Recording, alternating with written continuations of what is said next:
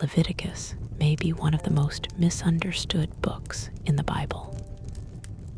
At first glance, it's a collection of laws, rituals, and sacrifices.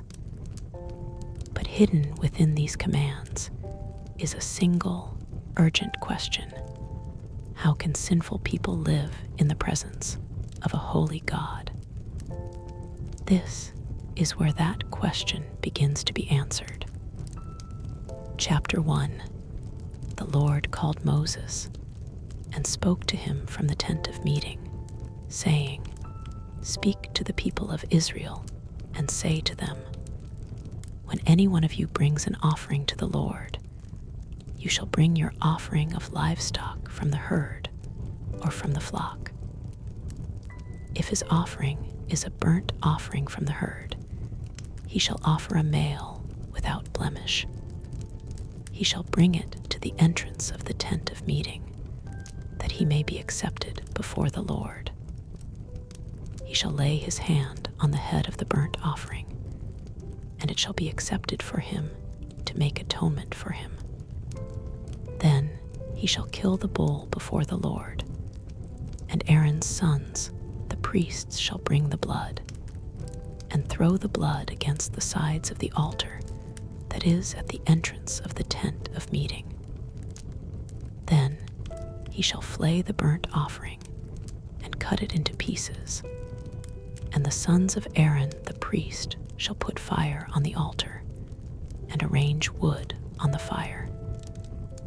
And Aaron's sons, the priests, shall arrange the pieces, the head, and the fat, on the wood that is on the fire on the altar. But its entrails and its legs he shall wash with water. And the priest shall burn all of it on the altar as a burnt offering, a food offering with a pleasing aroma to the Lord. If his gift for a burnt offering is from the flock, from the sheep or goats, he shall bring a male without blemish, and he shall kill it on the north side of the altar before the Lord. And Aaron's sons, the priests, shall throw its blood against the sides of the altar. And he shall cut it into pieces, with its head and its fat, and the priest shall arrange them on the wood that is on the fire on the altar.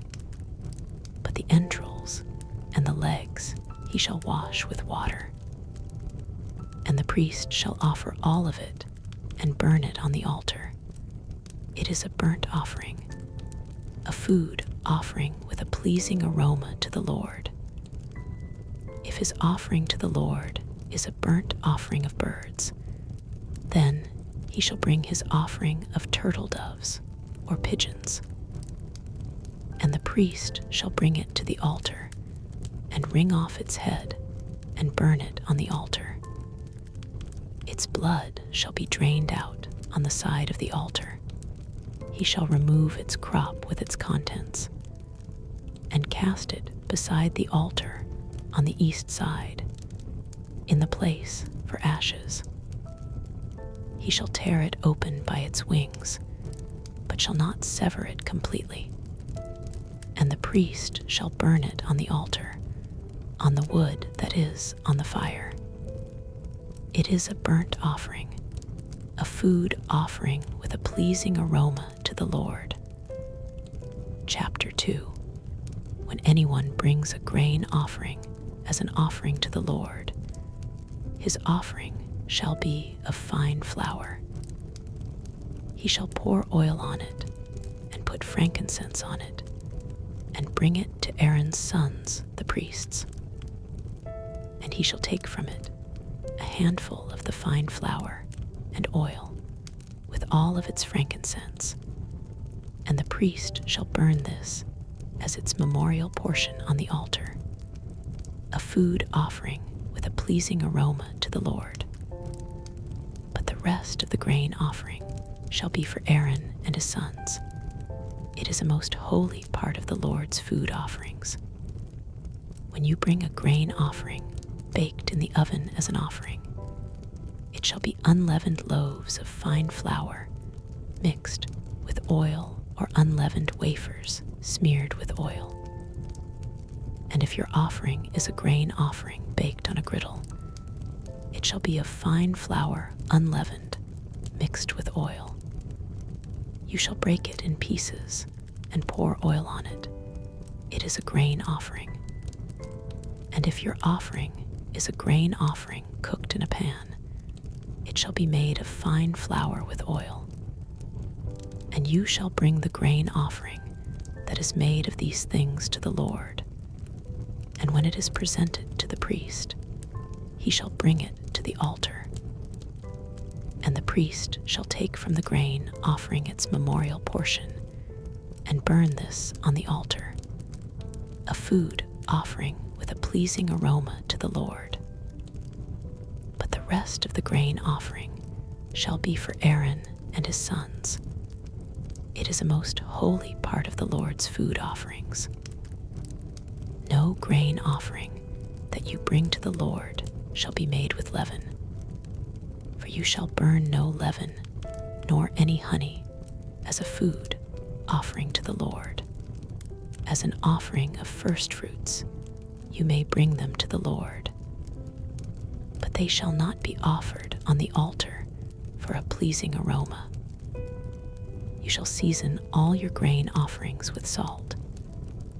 You shall not let the salt of the covenant with your God be missing from your grain offering. With all your offerings, you shall offer salt. If you offer a grain offering of first fruits to the Lord, you shall offer for the grain offering of your first fruits fresh ears, roasted with fire, crushed new grain. And you shall put oil on it and lay frankincense on it.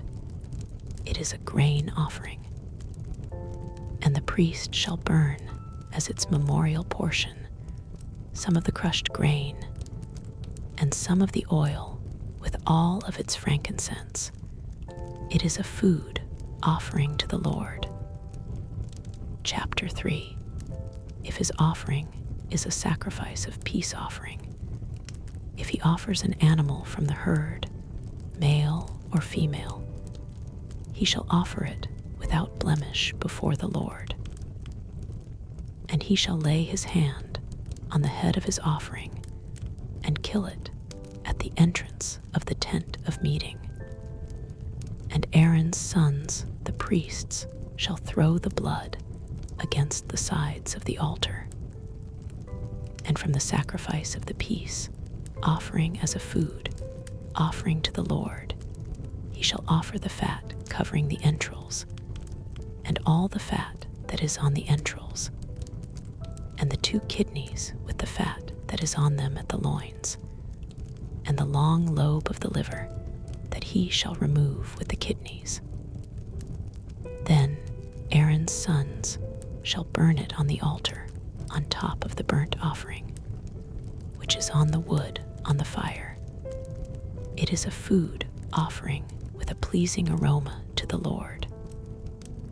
If his offering for a sacrifice of peace offering to the Lord is an animal from the flock, male or female, he shall offer it without blemish.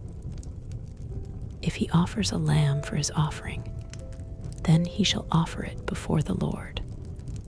Lay his hand on the head of his offering and kill it in front of the tent of meeting. And Aaron's sons shall throw its blood against the sides of the altar. Then from the sacrifice of the peace offering, he shall offer as a food offering to the Lord its fat. He shall remove the whole fat tail, cut off close to the backbone, and the fat that covers the entrails, and all the fat that is on the entrails, and the 2 kidneys with the fat that is on them at the loins, and the long lobe of the liver that he shall remove with the kidneys. And the priest shall burn it on the altar as a food offering to the Lord.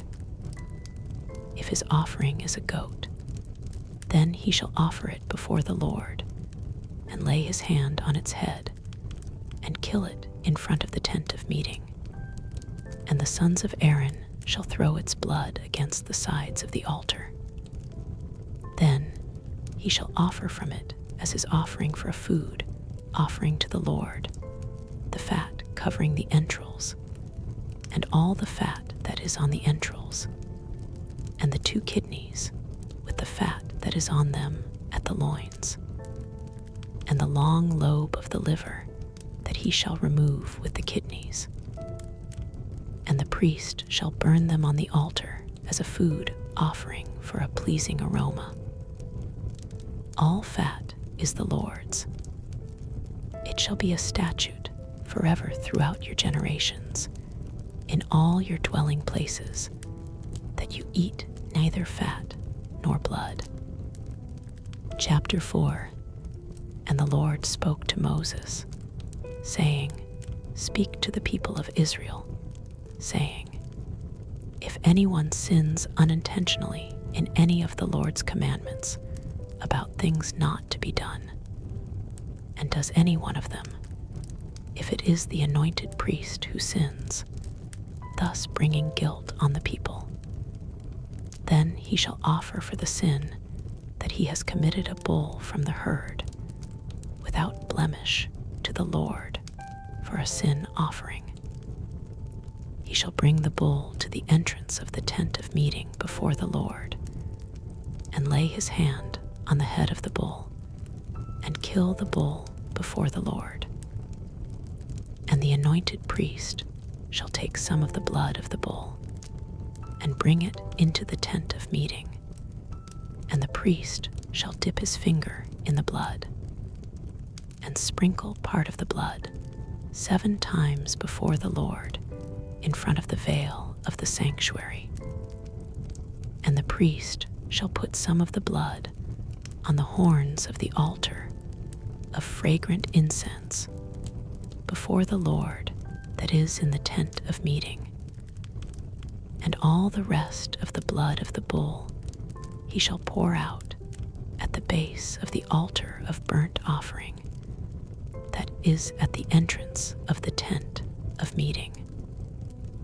And all the fat of the bull of the sin offering he shall remove from it, the fat that covers the entrails, and all the fat that is on the entrails, and the 2 kidneys with the fat that is on them at the loins, and the long lobe of the liver that he shall remove with the kidneys, just as these are taken from the ox of the sacrifice of the peace offerings.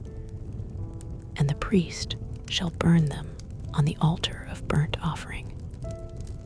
But the skin of the bull and all its flesh, with its head, its legs, its entrails, and its dung, all the rest of the bull, he shall carry outside the camp to a clean place, to the ash heap, and shall burn it on a fire of wood.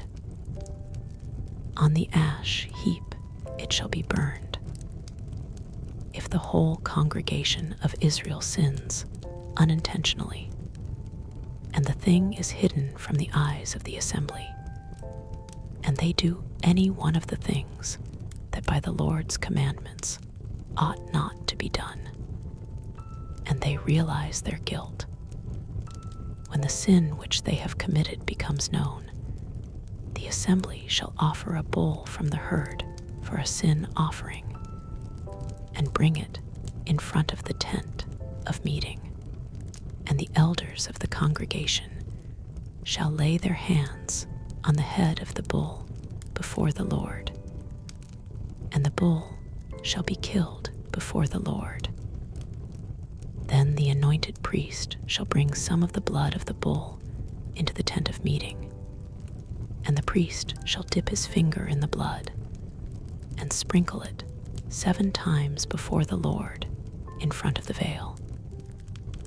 And he shall put some of the blood on the horns of the altar that is in the tent of meeting before the Lord, and the rest of the blood he shall pour out at the base of the altar of burnt offering that is at the entrance of the tent of meeting. And all its fat he shall take from it and burn on the altar. Thus shall he do with the bull. As he did with the bull of the sin offering, so shall he do with this. And the priest shall make atonement for them, and they shall be forgiven. And he shall carry the bull outside the camp, and burn it as he burned the first bull. It is the sin offering for the assembly. When a leader sins, doing unintentionally any one of all the things that by the commandments of the Lord his God ought not to be done, and realizes his guilt, or the sin which he has committed is made known to him, he shall bring as his offering a goat, a male without blemish, and shall lay his hand on the head of the goat, and kill it in the place where they kill the burnt offering before the Lord. It is a sin offering. Then the priest shall take some of the blood of the sin offering with his finger, and put it on the horns of the altar of burnt offering, and pour out the rest of its blood at the base of the altar of burnt offering. And all its fat he shall burn on the altar, like the fat of the sacrifice of peace offerings. So the priest shall make atonement for him for his sin, and he shall be forgiven. If any one of the common people sins unintentionally in doing any one of the things that by the Lord's commandments ought not to be done, and realizes his guilt, or the sin which he has committed is made known to him, he shall bring for his offering a goat, a female without blemish, for his sin which he has committed. And he shall lay his hand on the head of the sin offering, and kill the sin offering in the place of burnt offering. Then the priest shall take some of its blood with his finger, and put it on the horns of the altar of burnt offering, and pour out all the rest of its blood at the base of the altar. And all its fat he shall remove, as the fat is removed from the peace offerings, and the priest shall burn it on the altar for a pleasing aroma to the Lord. And the priest shall make atonement for him, and he shall be forgiven. If he brings a lamb as his offering for a sin offering, he shall bring a female without blemish, and lay his hand on the head of the sin offering, and kill it for a sin offering in the place where they kill the burnt offering. Then the priest shall take some of the blood of the sin offering with his finger, and put it on the horns of the altar of burnt offering, and pour out all the rest of its blood at the base of the altar. And all its fat he shall remove, as the fat of the lamb is removed from the sacrifice of peace offerings. And the priest shall burn it on the altar, on top of the Lord's food offerings. And the priest shall make atonement for him for the sin which he has committed, and he shall be forgiven. Chapter 5. If anyone sins in that he hears a public adjuration to testify, and though he is a witness, whether he has seen or come to know the matter, yet does not speak, he shall bear his iniquity.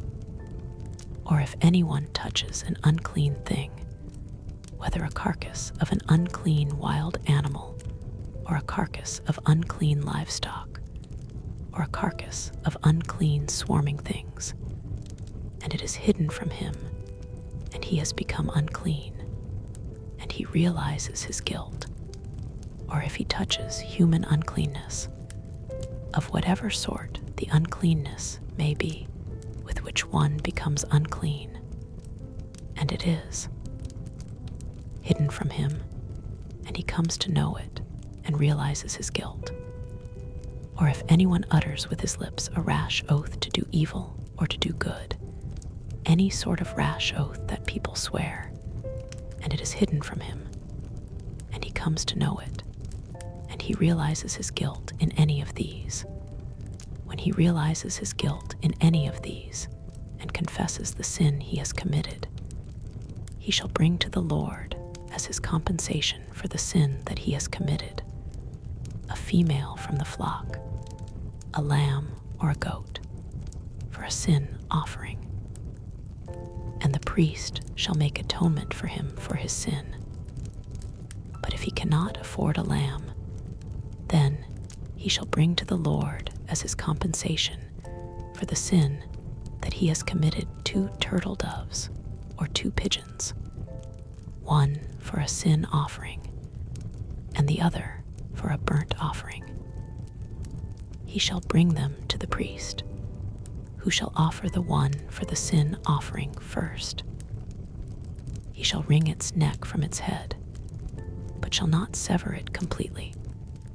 And he shall sprinkle some of the blood of the sin offering on the side of the altar, while the rest of the blood shall be drained out at the base of the altar. It is a sin offering. Then he shall offer the second for a burnt offering according to the rule. And the priest shall make atonement for him for the sin that he has committed, and he shall be forgiven. But if he cannot afford 2 turtle doves or 2 pigeons, then he shall bring as his offering for the sin that he has committed 1/10 of an ephah of fine flour for a sin offering. He shall put no oil on it, and put no frankincense on it, for it is a sin offering. And he shall bring it to the priest, and the priest shall take a handful of it as its memorial portion, and burn this on the altar, on the Lord's food offerings. It is a sin offering. Thus the priest shall make atonement for him for the sin which he has committed in any one of these things, and he shall be forgiven. And the remainder shall be for the priest, as in the grain offering. The Lord spoke to Moses, saying, If anyone commits a breach of faith and sins unintentionally in any of the holy things of the Lord, he shall bring to the Lord as his compensation a ram without blemish out of the flock, valued in silver shekels, according to the shekel of the sanctuary, for a guilt offering. He shall also make restitution for what he has done amiss in the holy thing, and shall add 1/5 to it, and give it to the priest. And the priest shall make atonement for him with the ram of the guilt offering, and he shall be forgiven. If anyone sins, doing any of the things that by the Lord's commandments ought not to be done, though he did not know it, then he realizes his guilt and shall bear his iniquity. He shall bring to the priest a ram without blemish out of the flock, or its equivalent, for a guilt offering. And the priest shall make atonement for him for the mistake that he made unintentionally, and he shall be forgiven. It is a guilt offering. He has indeed incurred guilt before the Lord. Chapter 6.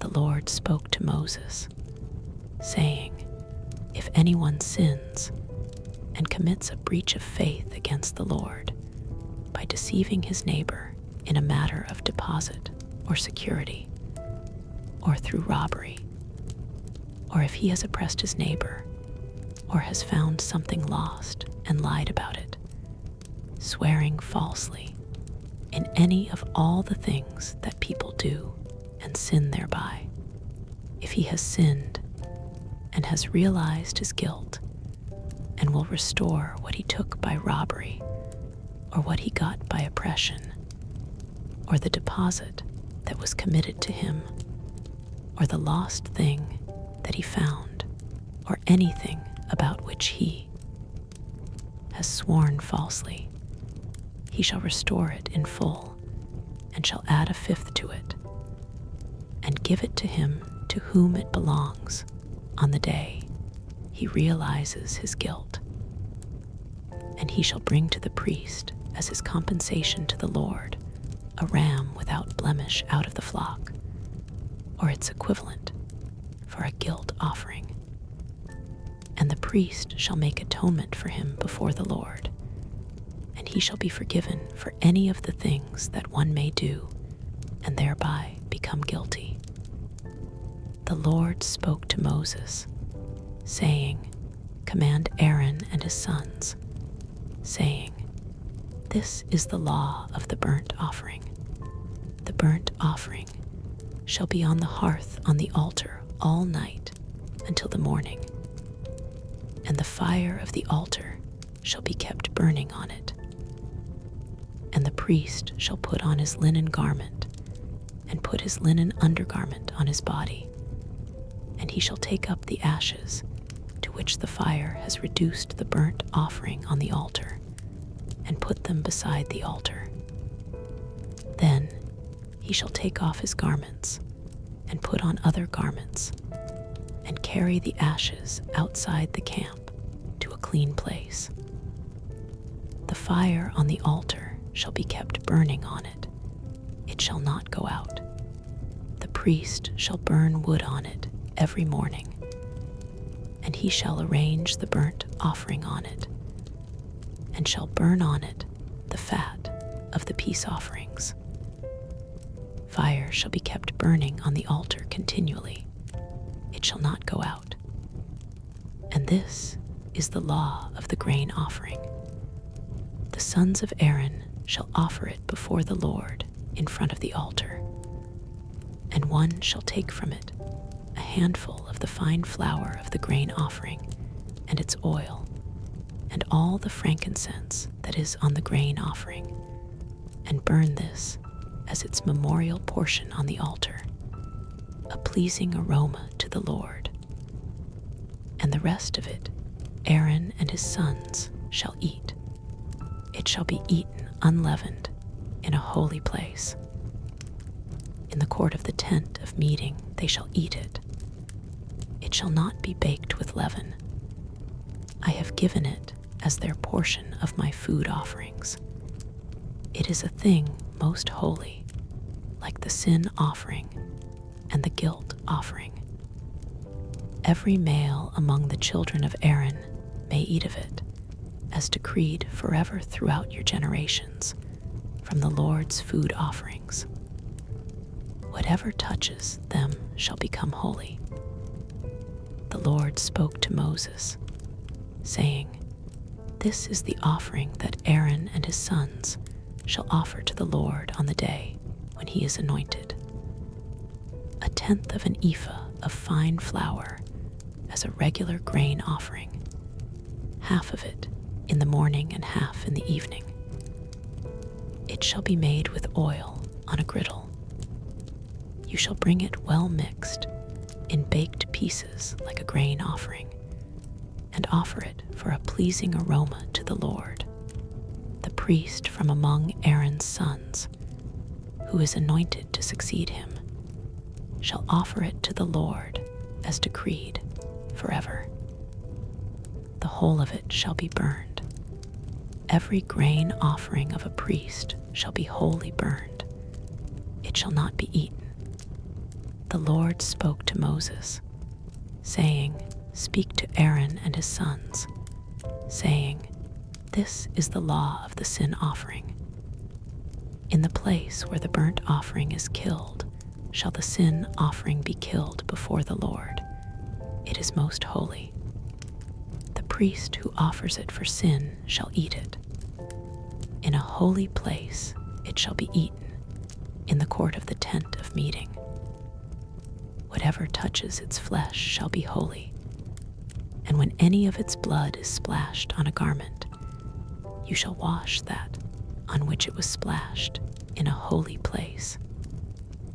And the earthenware vessel in which it is boiled shall be broken. But if it is boiled in a bronze vessel, that shall be scoured and rinsed in water. Every male among the priests may eat of it. It is most holy, but no sin offering shall be eaten, from which any blood is brought into the tent of meeting to make atonement in the holy place. It shall be burned up with fire. Chapter 7. This is the law of the guilt offering. It is most holy. In the place where they kill the burnt offering, they shall kill the guilt offering, and its blood shall be thrown against the sides of the altar. And all its fat shall be offered, the fat tail, the fat that covers the entrails, the 2 kidneys with the fat that is on them at the loins, and the long lobe of the liver that he shall remove with the kidneys. The priest shall burn them on the altar as a food offering to the Lord. It is a guilt offering. Every male among the priests may eat of it. It shall be eaten in a holy place. It is most holy. The guilt offering is just like the sin offering. There is one law for them. The priest who makes atonement with it shall have it. And the priest who offers any man's burnt offering shall have for himself the skin of the burnt offering that he has offered. And every grain offering baked in the oven, and all that is prepared in a pan or on a griddle, shall belong to the priest who offers it. And every grain offering, mixed with oil or dry, shall be shared equally among all the sons of Aaron. And this is the law of the sacrifice of peace offerings, that one may offer to the Lord. If he offers it for a thanksgiving, then he shall offer with the thanksgiving sacrifice unleavened loaves mixed with oil, unleavened wafers smeared with oil, and loaves of fine flour well mixed with oil. With the sacrifice of his peace offerings for thanksgiving, he shall bring his offering with loaves of leavened bread. And from it he shall offer 1 loaf from each offering as a gift to the Lord. It shall belong to the priest who throws the blood of the peace offerings, and the flesh of the sacrifice of his peace offerings for thanksgiving shall be eaten on the day of his offering. He shall not leave any of it until the morning. But if the sacrifice of his offering is a vow or a freewill offering, it shall be eaten on the day that he offers his sacrifice, and on the next day what remains of it shall be eaten. But what remains of the flesh of the sacrifice on the 3rd day shall be burned up with fire. If any of the flesh of the sacrifice of his peace offering is eaten on the 3rd day, he who offers it shall not be accepted, neither shall it be credited to him. It is an abomination, and he who eats of it shall bear his iniquity. Flesh that touches any unclean thing shall not be eaten. It shall be burned up with fire. All who are clean may eat flesh, but the person who eats of the flesh of the sacrifice of the Lord's peace offerings, while an uncleanness is on him, that person shall be cut off from his people. And if anyone touches an unclean thing, whether human uncleanness or an unclean beast or any unclean detestable creature, and then eats some of the flesh of the sacrifice of the Lord's peace offerings, that person shall be cut off from his people. Lord spoke to Moses, saying, "Speak to the people of Israel, saying, You shall eat no fat of ox or sheep or goat. The fat of an animal that dies of itself, and the fat of one that is torn by beasts, may be put to any other use, but on no account shall you eat it. For every person who eats of the fat of an animal, of which a food offering may be made to the Lord, shall be cut off from his people.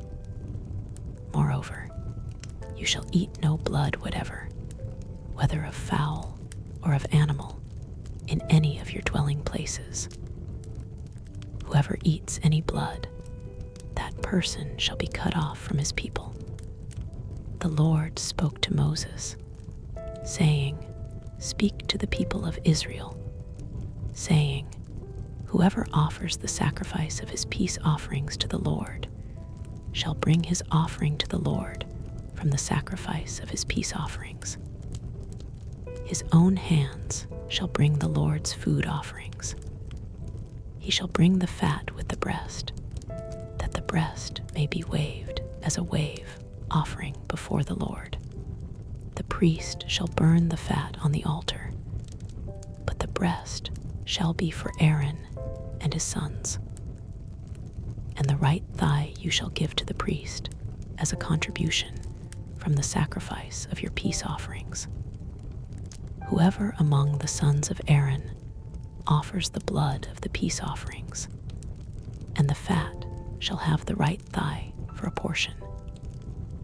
For the breast that is waved and the thigh that is contributed I have taken from the people of Israel out of the sacrifices of their peace offerings, and have given them to Aaron the priest and to his sons as a perpetual due from the people of Israel. This is the portion of Aaron and of his sons from the Lord's food offerings, from the day they were presented to serve as priests of the Lord. The Lord commanded this to be given them by the people of Israel from the day that he anointed them. It is a perpetual due throughout their generations. This is the law of the burnt offering, of the grain offering, of the sin offering, of the guilt offering, of the ordination offering, and of the peace offering, which the Lord commanded Moses on Mount Sinai, on the day that he commanded the people of Israel to bring their offerings to the Lord in the wilderness of Sinai. Chapter 8. The Lord spoke to Moses, saying, Take Aaron and his sons with him, and the garments, and the anointing oil, and the bull of the sin offering, and the 2 rams, and the basket of unleavened bread, and assemble all the congregation at the entrance of the tent of meeting.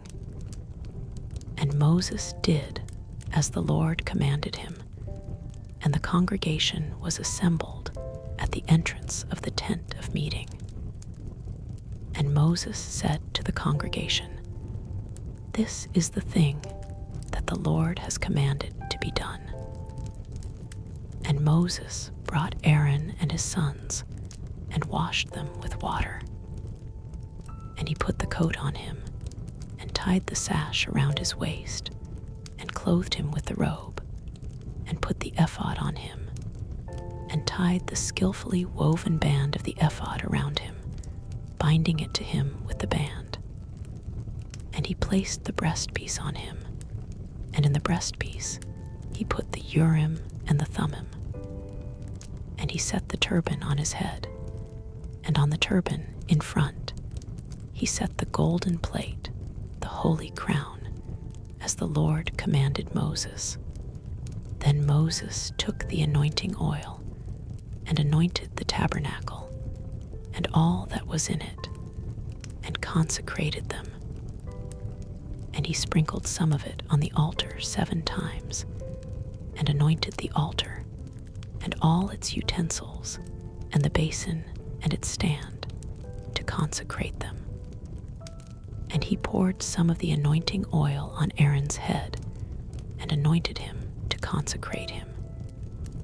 And Moses brought Aaron's sons, and clothed them with coats, and tied sashes around their waists, and bound caps on them, as the Lord commanded Moses. Then he brought the bull of the sin offering, and Aaron and his sons laid their hands on the head of the bull of the sin offering. And he killed it, and Moses took the blood, and with his finger put it on the horns of the altar around it, and purified the altar, and poured out the blood at the base of the altar, and consecrated it to make atonement for it. And he took all the fat that was on the entrails, and the long lobe of the liver, and the 2 kidneys with their fat, and Moses burned them on the altar. But the bull and its skin, and its flesh, and its dung he burned up with fire outside the camp, as the Lord commanded Moses. Then he presented the ram of the burnt offering, and Aaron and his sons laid their hands on the head of the ram, and he killed it, and Moses threw the blood against the sides of the altar. He cut the ram into pieces, and Moses burned the head and the pieces and the fat. He washed the entrails and the legs with water, and Moses burned the whole ram on the altar. It was a burnt offering for a pleasing aroma, a food offering to the Lord, as the Lord commanded Moses. Then he presented the other ram, the ram of ordination, and Aaron and his sons laid their hands on the head of the ram, and he killed it, and Moses took some of its blood and put it on the lobe of Aaron's right ear, and on the thumb of his right hand, and on the big toe of his right foot. Then he presented Aaron's sons, and Moses put some of the blood on the lobes of their right ears, and on the thumbs of their right hands, and on the big toes of their right feet. And Moses threw the blood against the sides of the altar. Then he took the fat and the fat tail, and all the fat that was on the entrails, and the long lobe of the liver, and the 2 kidneys with their fat and the right thigh. And out of the basket of unleavened bread that was before the Lord, he took 1 unleavened loaf, and 1 loaf of bread with oil and 1 wafer, and placed them on the fat pieces and on the right thigh. And he put all these in the hands of Aaron and in the hands of his sons, and waved them as a wave offering before the Lord. Then Moses took them from their hands and burned them on the altar with the burnt offering. This was an ordination offering for a pleasing aroma, a food offering to the Lord. And Moses took the breast and waved it for a wave offering before the Lord. It was Moses' portion of the ram of ordination, as the Lord commanded Moses. Then Moses took some of the anointing oil and some of the blood that was on the altar, and sprinkled it on Aaron and his garments, and also on his sons and his sons' garments. So he consecrated Aaron and his garments, and his sons' garments with him. And Moses said to Aaron and his sons, "Boil the flesh at the entrance of the tent of meeting, and there eat it, and the bread that is in the basket of ordination offerings, as I commanded, saying, Aaron and his sons shall eat it. And what remains of the flesh and the bread you shall burn up with fire. And you shall not go out from the entrance of the tent of meeting for 7 days, until the days of your ordination are completed, for it will take 7 days to ordain you. As has been done today, the Lord has commanded to be done to make atonement for you. At the entrance of the tent of meeting, you shall remain day and night for 7 days, keeping what the Lord has charged, so that you do not die, for so I have been commanded."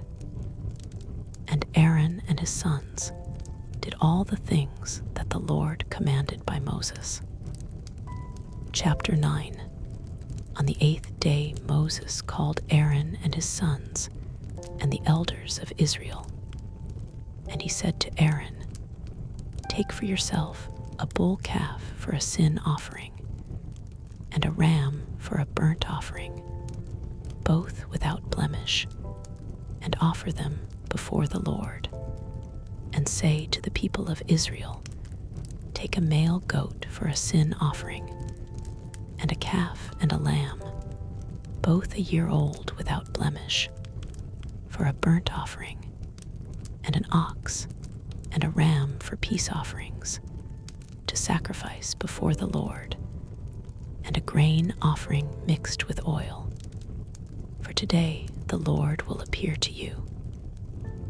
And they brought what Moses commanded in front of the tent of meeting.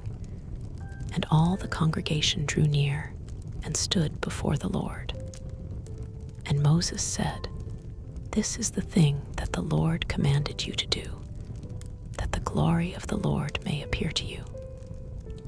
Then Moses said to Aaron, draw near to the altar and offer your sin offering and your burnt offering, and make atonement for yourself and for the people, and bring the offering of the people and make atonement for them, as the Lord has commanded.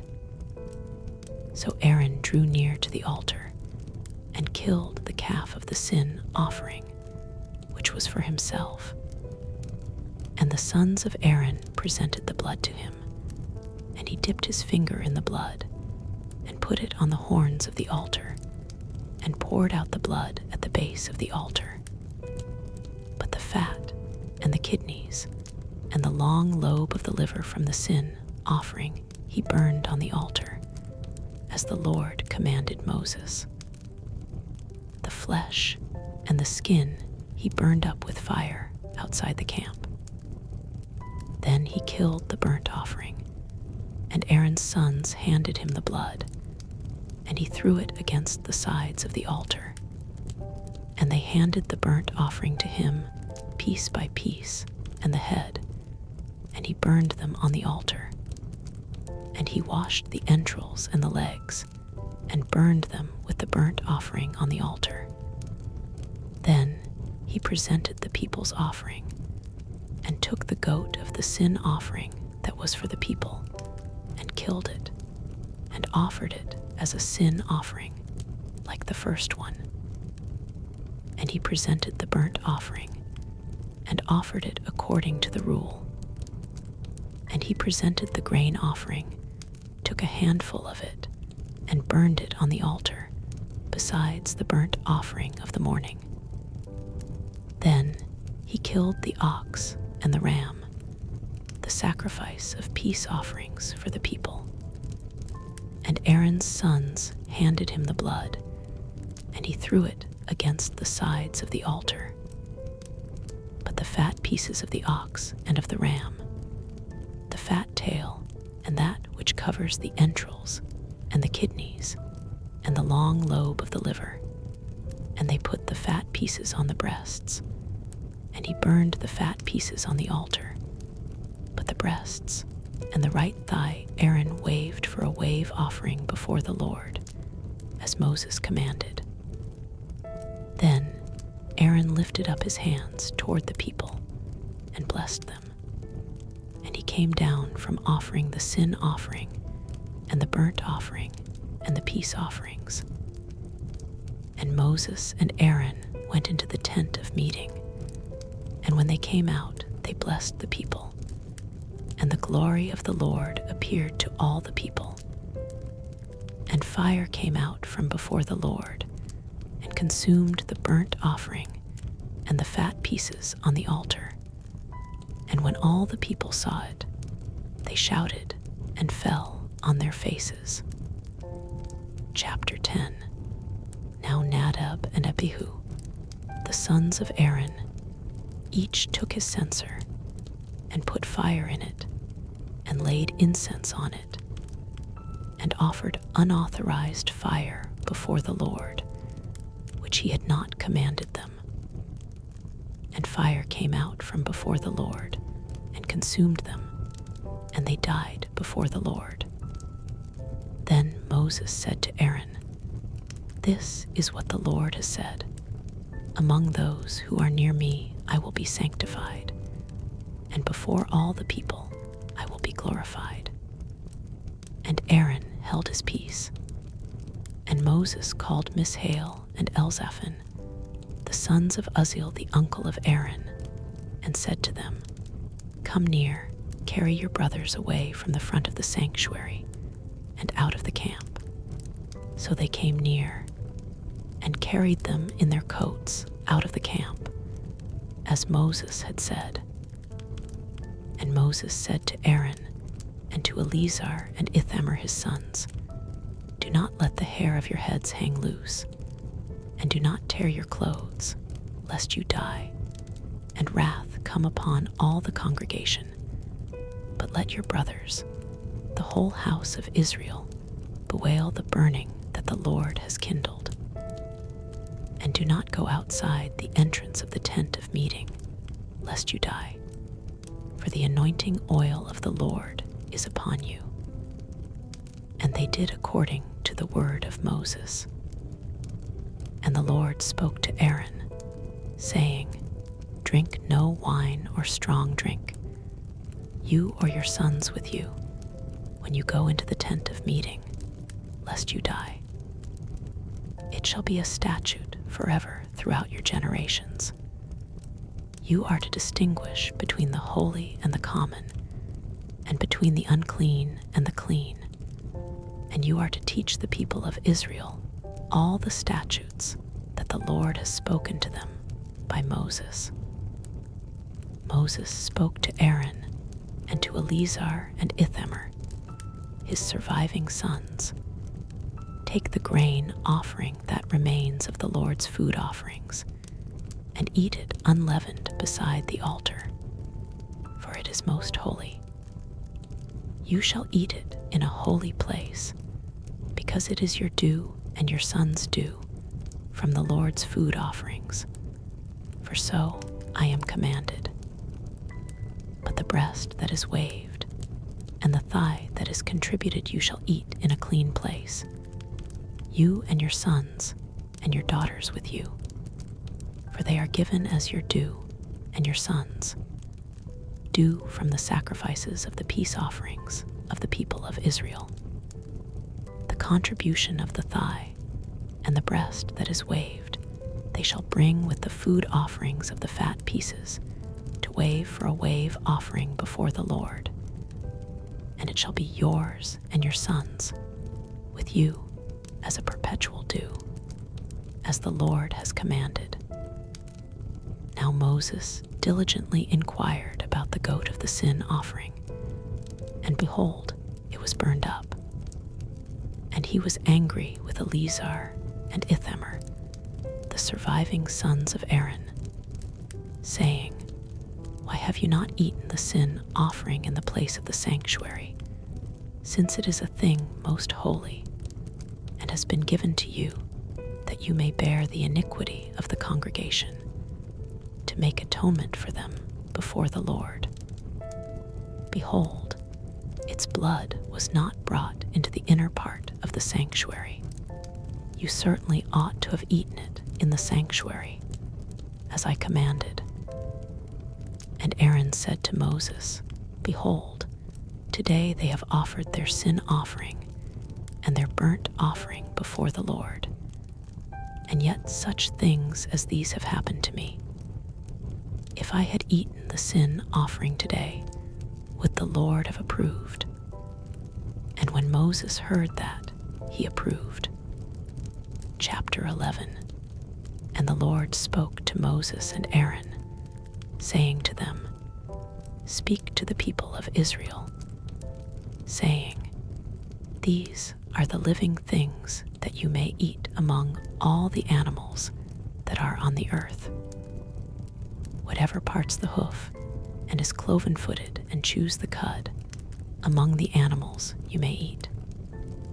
Nevertheless, among those that chew the cud or part the hoof, you shall not eat these: the camel, because it chews the cud but does not part the hoof, is unclean to you. And the rock badger, because it chews the cud but does not part the hoof, is unclean to you. And the hare, because it chews the cud but does not part the hoof, is unclean to you. And the pig, because it parts the hoof and is cloven-footed, but does not chew the cud, is unclean to you. You shall not eat any of their flesh, and you shall not touch their carcasses. They are unclean to you. These you may eat of all that are in the waters. Everything in the waters that has fins and scales, whether in the seas or in the rivers, you may eat.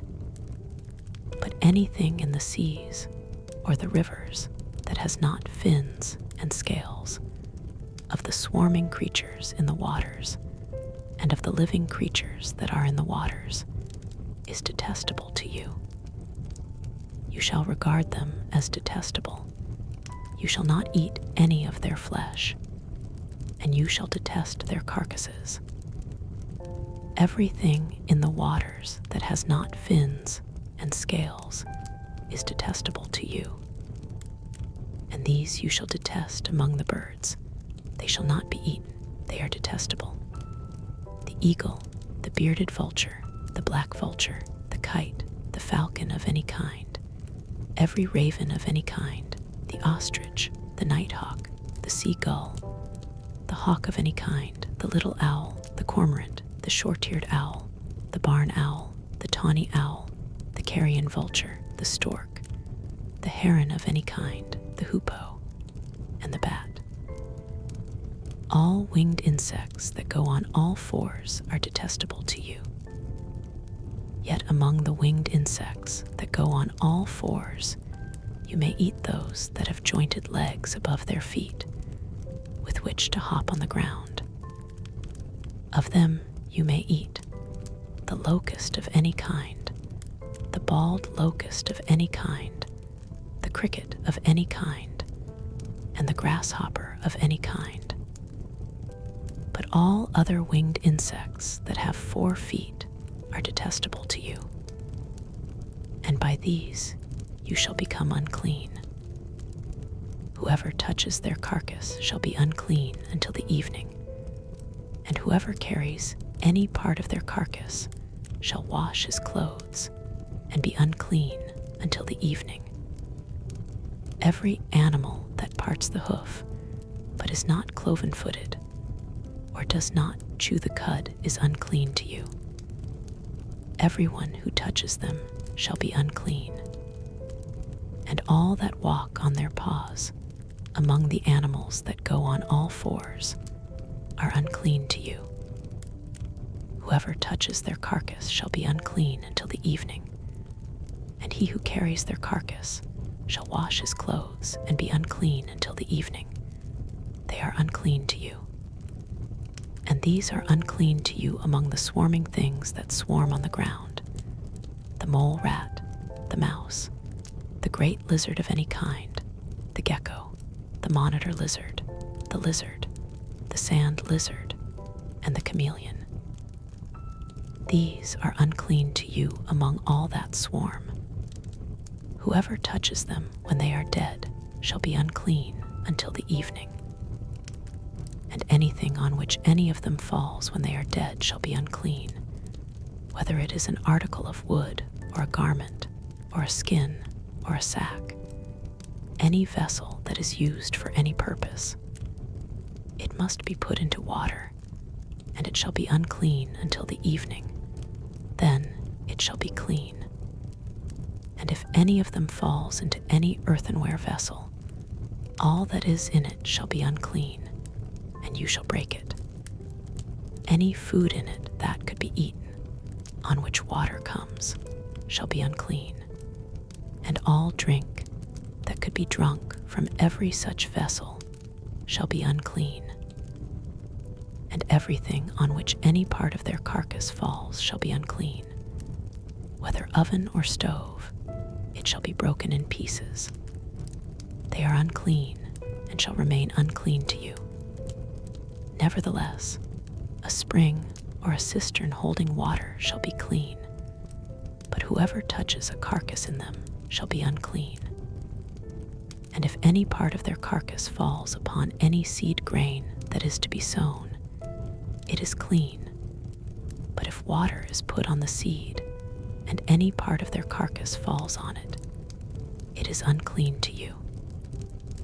And if any animal which you may eat dies, whoever touches its carcass shall be unclean until the evening, and whoever eats of its carcass shall wash his clothes and be unclean until the evening. And whoever carries the carcass shall wash his clothes and be unclean until the evening. Every swarming thing that swarms on the ground is detestable. It shall not be eaten. Whatever goes on its belly, and whatever goes on all fours, or whatever has many feet, any swarming thing that swarms on the ground, you shall not eat, for they are detestable. You shall not make yourselves detestable with any swarming thing that swarms, and you shall not defile yourselves with them, and become unclean through them. For I am the Lord your God. Consecrate yourselves therefore, and be holy, for I am holy. You shall not defile yourselves with any swarming thing that crawls on the ground. For I am the Lord who brought you up out of the land of Egypt to be your God. You shall therefore be holy, for I am holy. This is the law about beast and bird, and every living creature that moves through the waters, and every creature that swarms on the ground, to make a distinction between the unclean and the clean, and between the living creature that may be eaten and the living creature that may not be eaten. Chapter 12. The Lord spoke to Moses, saying, Speak to the people of Israel, saying, If a woman conceives and bears a male child, then she shall be unclean 7 days. As at the time of her menstruation, she shall be unclean. And on the 8th day, the flesh of his foreskin shall be circumcised. Then she shall continue for 33 days in the blood of her purifying. She shall not touch anything holy, nor come into the sanctuary, until the days of her purifying are completed. But if she bears a female child, then she shall be unclean 2 weeks, as in her menstruation. And she shall continue in the blood of her purifying for 66 days. And when the days of her purifying are completed, whether for a son or for a daughter, she shall bring to the priest at the entrance of the tent of meeting a lamb a year old for a burnt offering, and a pigeon or a turtle dove for a sin offering. And he shall offer it before the Lord and make atonement for her. Then she shall be clean from the flow of her blood. This is the law for her who bears a child, either male or female. And if she cannot afford a lamb, then she shall take 2 turtle doves or 2 pigeons, one for a burnt offering and the other for a sin offering. And the priest shall make atonement for her, and she shall be clean. Chapter 13. The Lord spoke to Moses and Aaron, saying, When a person has on the skin of his body a swelling or an eruption or a spot, and it turns into a case of leprous disease on the skin of his body, then he shall be brought to Aaron the priest, or to one of his sons the priests, and the priest shall examine the diseased area on the skin of his body. And if the hair in the diseased area has turned white, and the disease appears to be deeper than the skin of his body, it is a case of leprous disease. When the priest has examined him, he shall pronounce him unclean. But if the spot is white in the skin of his body, and appears no deeper than the skin, and the hair in it has not turned white, the priest shall shut up the diseased person for 7 days. priest shall examine him on the seventh day. And if in his eyes the disease is checked, and the disease has not spread in the skin, then the priest shall shut him up for another 7 days. And the priest shall examine him again on the seventh day. And if the diseased area has faded, and the disease has not spread in the skin, then the priest shall pronounce him clean. It is only an eruption. And he shall wash his clothes and be clean. But if the eruption spreads in the skin, after he has shown himself to the priest for his cleansing, he shall appear again before the priest, and the priest shall make an examination. And if the eruption has spread in the skin, then the priest shall pronounce him unclean. It is a leprous disease. When a man has a case of leprous disease, he shall be brought to the priest, and the priest shall make an examination. And if there is a white swelling in the skin that has turned the hair white, and there is raw flesh in the swelling, it is a chronic leprous disease in the skin of his body, and the priest shall pronounce him unclean. He shall not shut him up, for he is unclean. And if the leprous disease breaks out in the skin, so that the leprous disease covers all the skin of the diseased person from head to foot, so far as the priest can see, then the priest shall make an examination. And if the leprous disease has covered all his body, he shall pronounce him clean of the disease. It has all turned white, and he is clean. But when raw flesh appears on him, he shall be unclean. And the priest shall examine the raw flesh and pronounce him unclean. Raw flesh is unclean, for it is a leprous disease. But if the raw flesh turns again and is changed to white, then he shall come to the priest, and the priest shall examine him. And if the disease has turned white, then the priest shall pronounce the diseased person clean. He is clean. If there is in the skin of one's body a boil and it heals, and in the place of the boil there comes a white swelling or a reddish white spot, then it shall be shown to the priest. And the priest shall make an examination. And if it appears deeper than the skin and its hair has turned white, then the priest shall pronounce him unclean. It is a case of leprous disease. It has broken out in the boil. But if the priest examines it, and there is no white hair in it, and it is not deeper than the skin, but has faded, then the priest shall shut him up for 7 days. And if it spreads in the skin, then the priest shall pronounce him unclean. It is a disease. But if the spot remains in one place and does not spread, it is the scar of the boil, and the priest shall pronounce him clean. Or, when the body has a burn on its skin, and the raw flesh of the burn becomes a spot, reddish white or white, the priest shall examine it. And if the hair in the spot has turned white and it appears deeper than the skin, then it is a leprous disease. It has broken out in the burn, and the priest shall pronounce him unclean. It is a case of leprous disease.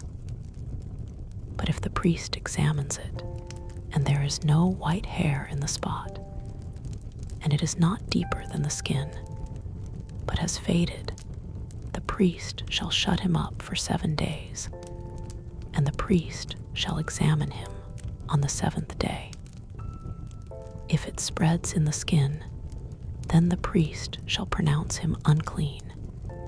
It is a case of leprous disease. But if the spot remains in one place and does not spread in the skin, but has faded, it is a swelling from the burn, and the priest shall pronounce him clean. for it is the scar of the burn. When a man or woman has a disease on the head or the beard, the priest shall examine the disease. And if it appears deeper than the skin, and the hair in it is yellow and thin, then the priest shall pronounce him unclean. It is an itch, a leprous disease of the head or the beard. And if the priest examines the itching disease, and it appears no deeper than the skin, and there is no black hair in it, then the priest shall shut up the person with the itching disease for 7 days. And on the 7th day, the priest shall examine the disease. If the itch has not spread, and there is in it no yellow hair, and the itch appears to be no deeper than the skin, then he shall shave himself, but the itch he shall not shave, and the priest shall shut up the person with the itching disease for another 7 days. And on the 7th day, the priest shall examine the itch, and if the itch has not spread in the skin, and it appears to be no deeper than the skin, then the priest shall pronounce him clean. And he shall wash his clothes and be clean. But if the itch spreads in the skin after his cleansing, then the priest shall examine him. And if the itch has spread in the skin, the priest need not seek for the yellow hair. He is unclean. But if in his eyes the itch is checked, and black hair has grown in it, the itch is healed, and he is clean, and the priest shall pronounce him clean. When a man or a woman has spots on the skin of the body, white spots, the priest shall make an examination. And if the spots on the skin of the body are of a dull white, it is leukoderma that has broken out in the skin. He is clean. If a man's hair falls out from his head, he is bald. He is clean. And if a man's hair falls out from his forehead, he has baldness of the forehead. He is clean. But if there is on the bald head or the bald forehead a reddish-white diseased area, it is a leprous disease breaking out on his bald head or his bald forehead. Then the priest shall examine him. And if the swelling of the diseased area is reddish-white on his bald head or on his bald forehead, like the appearance of leprous disease in the skin of the body, he is a leprous man. He is unclean. The priest must pronounce him unclean. His disease is on his head. The leprous person who has the disease shall wear torn clothes, and let the hair of his head hang loose, and he shall cover his upper lip and cry out, "Unclean, unclean." He shall remain unclean as long as he has the disease. He is unclean. He shall live alone. His dwelling shall be outside the camp. When there is a case of leprous disease in a garment, whether a woolen or a linen garment, in warp or woof of linen or wool, or in a skin, or in anything made of skin, if the disease is greenish or reddish in the garment, or in the skin, or in the warp or the woof, or in any article made of skin, it is a leprous disease, and it shall be shown to the priest. And the priest shall examine the disease, and shut up that which has the disease for 7 days. Then he shall examine the disease on the 7th day. If the disease has spread in the garment, in the warp or the woof, or in the skin, whatever be the use of the skin, the disease is a persistent leprous disease. It is unclean. And he shall burn the garment, or the warp, or the woof, any woolen or linen article, or any article made of skin that has the disease, for it is a persistent leprous disease. it shall be burned in the fire. And if the priest examines it, and the disease has not spread in the garment, in the warp or the woof, or in any article made of skin, then the priest shall command that they wash the thing in which is the disease, and he shall shut it up for another 7 days. And the priest shall examine the diseased thing after it has been washed. And if the appearance of the diseased area has not changed, though the disease has not spread, it is unclean.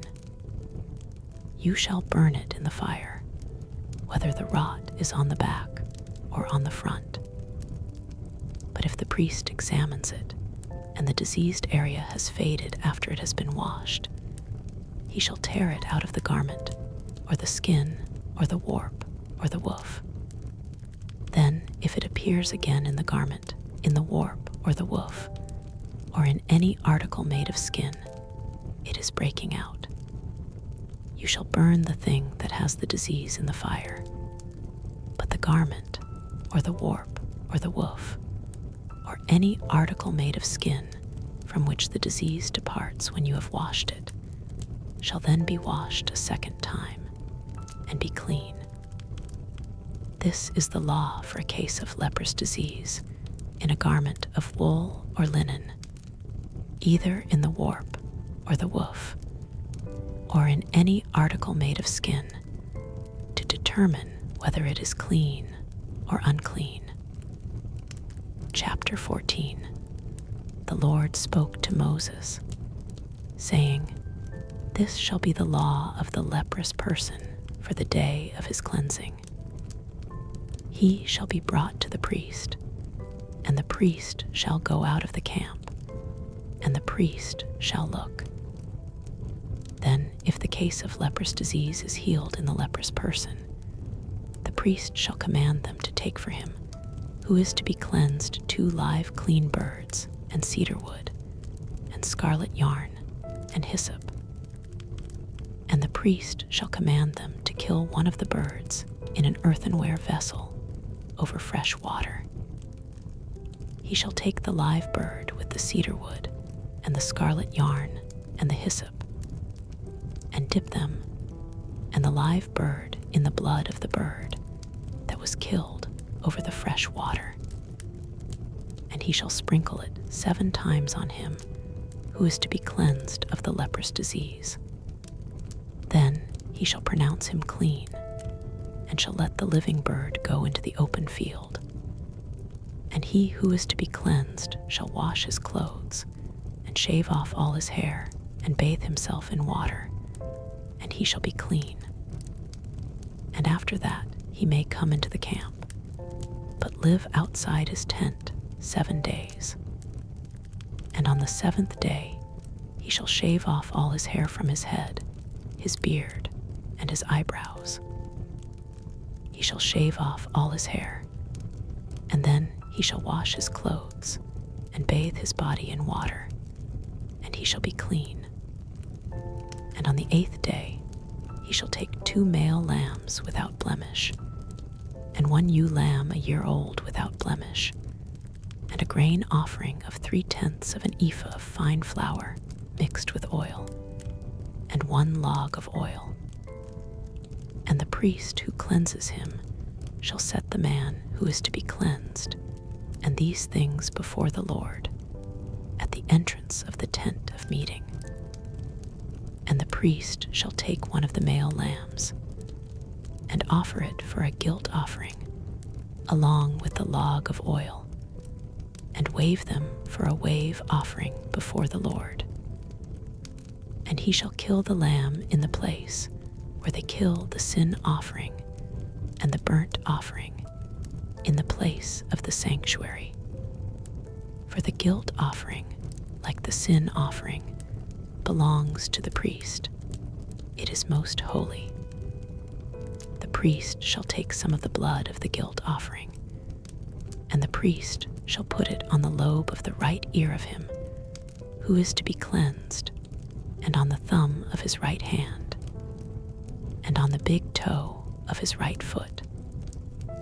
Then the priest shall take some of the log of oil and pour it into the palm of his own left hand, and dip his right finger in the oil that is in his left hand, and sprinkle some oil with his finger 7 times before the Lord.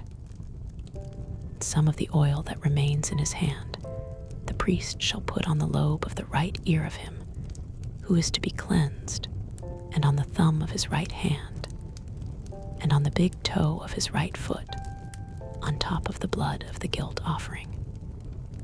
And the rest of the oil that is in the priest's hand he shall put on the head of him who is to be cleansed. Then the priest shall make atonement for him before the Lord.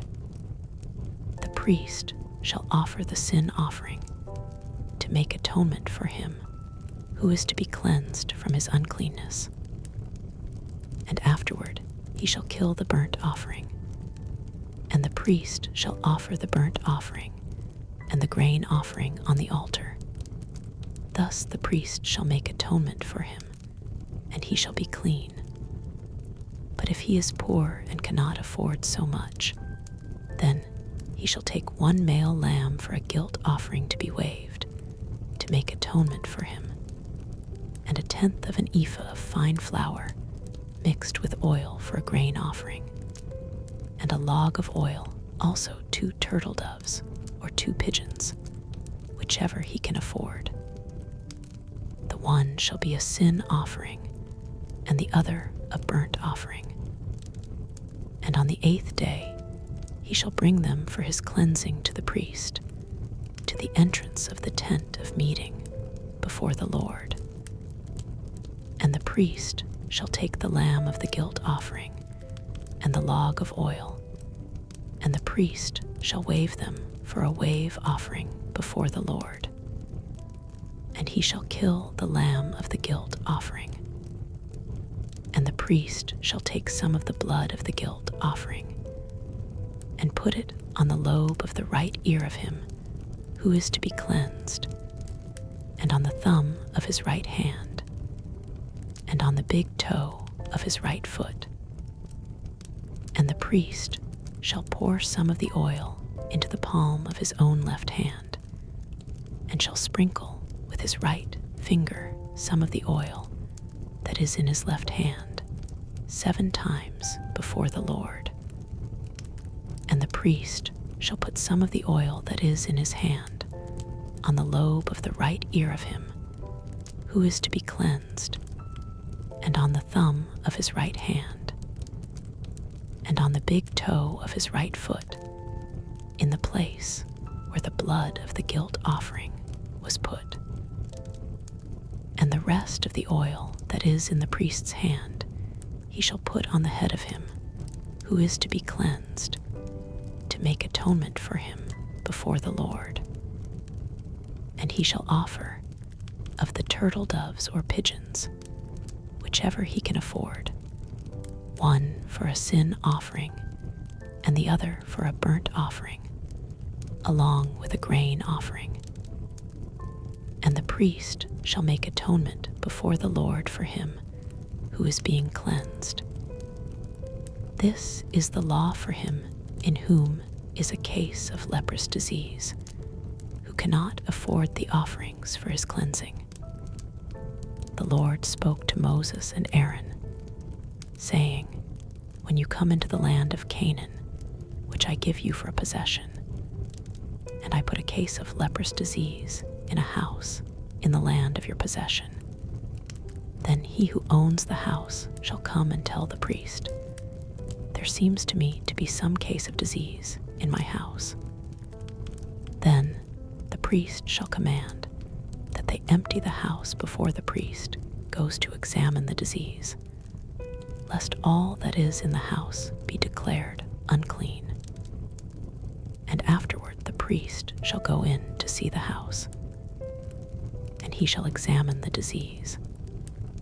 And if the disease is in the walls of the house, with greenish or reddish spots, and if it appears to be deeper than the surface, then the priest shall go out of the house to the door of the house, and shut up the house 7 days. priest shall come again on the 7th day and look. If the disease has spread in the walls of the house, then the priest shall command that they take out the stones in which is the disease, and throw them into an unclean place outside the city.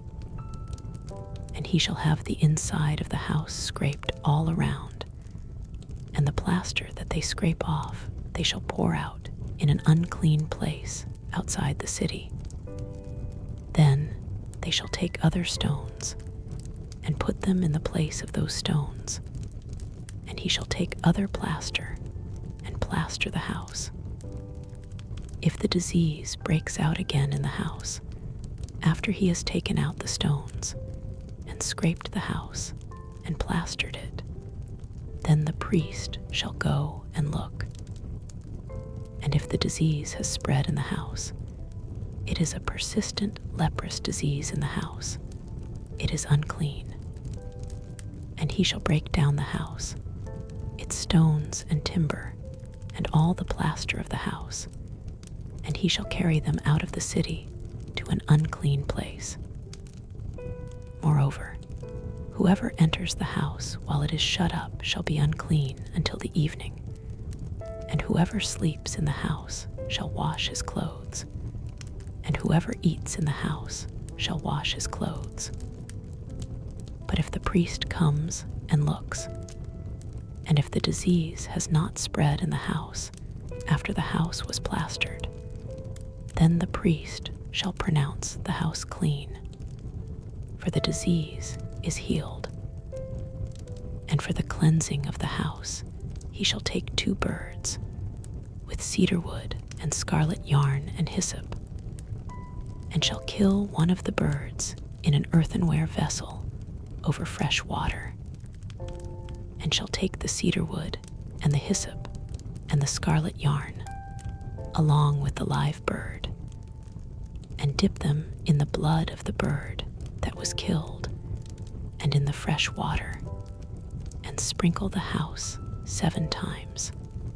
Thus he shall cleanse the house with the blood of the bird, and with the fresh water, and with the live bird, and with the cedar wood and hyssop and scarlet yarn. And he shall let the live bird go out of the city into the open field. So he shall make atonement for the house, and it shall be clean. This is the law for any case of leprous disease, for an itch, for leprous disease in a garment or in a house, and for a swelling or an eruption or a spot, to show when it is unclean and when it is clean. This is the law for leprous disease. Chapter 15. The Lord spoke to Moses and Aaron, saying, "Speak to the people of Israel, and say to them, when any man has a discharge from his body, his discharge is unclean. And this is the law of his uncleanness for a discharge, whether his body runs with his discharge, or his body is blocked up by his discharge. It is his uncleanness. Every bed on which the one with the discharge lies shall be unclean, and everything on which he sits shall be unclean. And anyone who touches his bed shall wash his clothes, and bathe himself in water, and be unclean until the evening. And whoever sits on anything on which the one with the discharge has sat shall wash his clothes, and bathe himself in water, and be unclean until the evening.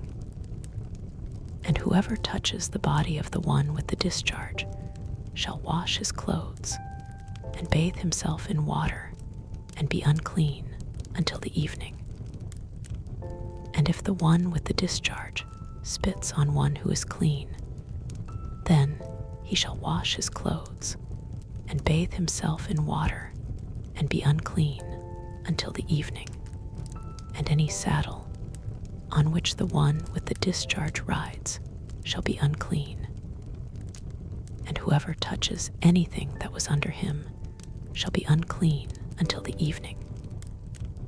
whoever carries such things shall wash his clothes, and bathe himself in water, and be unclean until the evening. Anyone whom the one with the discharge touches, without having rinsed his hands in water, shall wash his clothes, and bathe himself in water, and be unclean until the evening.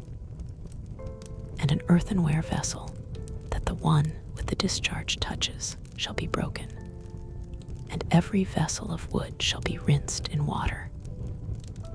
And when the one with the discharge is cleansed of his discharge, then he shall count for himself 7 days for his cleansing, and wash his clothes. And he shall bathe his body in fresh water, and shall be clean. And on the 8th day he shall take 2 turtle doves or 2 pigeons, and come before the Lord to the entrance of the tent of meeting, and give them to the priest. And the priest shall offer them, one for a sin offering, and the other for a burnt offering. And the priest shall make atonement for him before the Lord for his discharge. If a man has an emission of semen, he shall bathe his whole body in water, and be unclean until the evening. And every garment and every skin on which the semen comes shall be washed with water, and be unclean until the evening. If a man lies with a woman and has an emission of semen, both of them shall bathe themselves in water, and be unclean until the evening. When a woman has a discharge, and the discharge in her body is blood, she shall be in her menstrual impurity for 7 days, and whoever touches her shall be unclean until the evening. And everything on which she lies during her menstrual impurity shall be unclean. Everything also on which she sits shall be unclean. And whoever touches her bed shall wash his clothes, and bathe himself in water, and be unclean until the evening.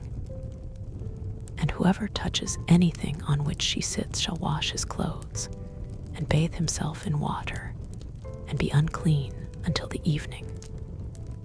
Whether it is the bed or anything on which she sits, when he touches it, he shall be unclean until the evening. And if any man lies with her, and her menstrual impurity comes upon him, he shall be unclean 7 days, and every bed on which he lies shall be unclean. If a woman has a discharge of blood for many days, not at the time of her menstrual impurity, or if she has a discharge beyond the time of her impurity, all the days of the discharge she shall continue in uncleanness. As in the days of her impurity, she shall be unclean. Every bed on which she lies all the days of her discharge shall be to her as the bed of her impurity. And everything on which she sits shall be unclean, as in the uncleanness of her impurity. And whoever touches these things shall be unclean, and shall wash his clothes, and bathe himself in water, and be unclean until the evening. But if she is cleansed of her discharge, she shall count for herself 7 days, and after that she shall be clean. And on the 8th day she shall take 2 turtle doves or 2 pigeons, and bring them to the priest, to the entrance of the tent of meeting. And the priest shall offer one for a sin offering, and the other for a burnt offering. And the priest shall make atonement for her before the Lord for her unclean discharge. Thus you shall keep the people of Israel separate from their uncleanness, lest they die in their uncleanness by defiling my tabernacle that is in their midst. This is the law for him who has a discharge, and for him who has an emission of semen, becoming unclean thereby. Also for her who is unwell with her menstrual impurity, for anyone who has a discharge, whether male or female, and for a man who lies with a woman who is unclean. Chapter 16. The Lord spoke to Moses after the death of the 2 sons of Aaron, when they drew near before the Lord and died. The Lord said to Moses, "Tell Aaron your brother not to come at any time into the holy place inside the veil, before the mercy seat that is on the ark, so that he may not die. For I will appear in the cloud over the mercy seat. But in this way Aaron shall come into the holy place, with a bull from the herd for a sin offering, and a ram for a burnt offering. He shall put on the holy linen coat, and shall have the linen undergarment on his body. And he shall tie the linen sash around his waist, and wear the linen turban. These are the holy garments. He shall bathe his body in water, and then put them on. And he shall take from the congregation of the people of Israel 2 male goats for a sin offering, and 1 ram for a burnt offering. Aaron shall offer the bull as a sin offering for himself, and shall make atonement for himself and for his house. Then he shall take the 2 goats and set them before the Lord at the entrance of the tent of meeting. And Aaron shall cast lots over the 2 goats, 1 lot for the Lord, and the other lot for Azazel. And Aaron shall present the goat on which the lot fell for the Lord, and use it as a sin offering. But the goat on which the lot fell for Azazel shall be presented alive before the Lord to make atonement over it, that it may be sent away into the wilderness to Azazel. Aaron shall present the bull as a sin offering for himself, and shall make atonement for himself and for his house. He shall kill the bull as a sin offering for himself. And he shall take a censer full of coals of fire from the altar before the Lord, and 2 handfuls of sweet incense beaten small. And he shall bring it inside the veil, and put the incense on the fire before the Lord, that the cloud of the incense may cover the mercy seat that is over the testimony, so that he does not die. And he shall take some of the blood of the bull, and sprinkle it with his finger on the front of the mercy seat on the east side. And in front of the mercy seat he shall sprinkle some of the blood with his finger 7 times. Then he shall kill the goat of the sin offering that is for the people, and bring its blood inside the veil, and do with its blood as he did with the blood of the bull, sprinkling it over the mercy seat and in front of the mercy seat. Thus he shall make atonement for the holy place, because of the uncleannesses of the people of Israel, and because of their transgressions, all their sins. And so he shall do for the tent of meeting, which dwells with them in the midst of their uncleannesses. No one may be in the tent of meeting from the time he enters to make atonement in the holy place, until he comes out and has made atonement for himself and for his house and for all the assembly of Israel. Then he shall go out to the altar that is before the Lord and make atonement for it, and shall take some of the blood of the bull and some of the blood of the goat, and put it on the horns of the altar all around. And he shall sprinkle some of the blood on it with his finger 7 times, and cleanse it, and consecrate it from the uncleannesses of the people of Israel. And when he has made an end of atoning for the holy place and the tent of meeting and the altar, he shall present the live goat.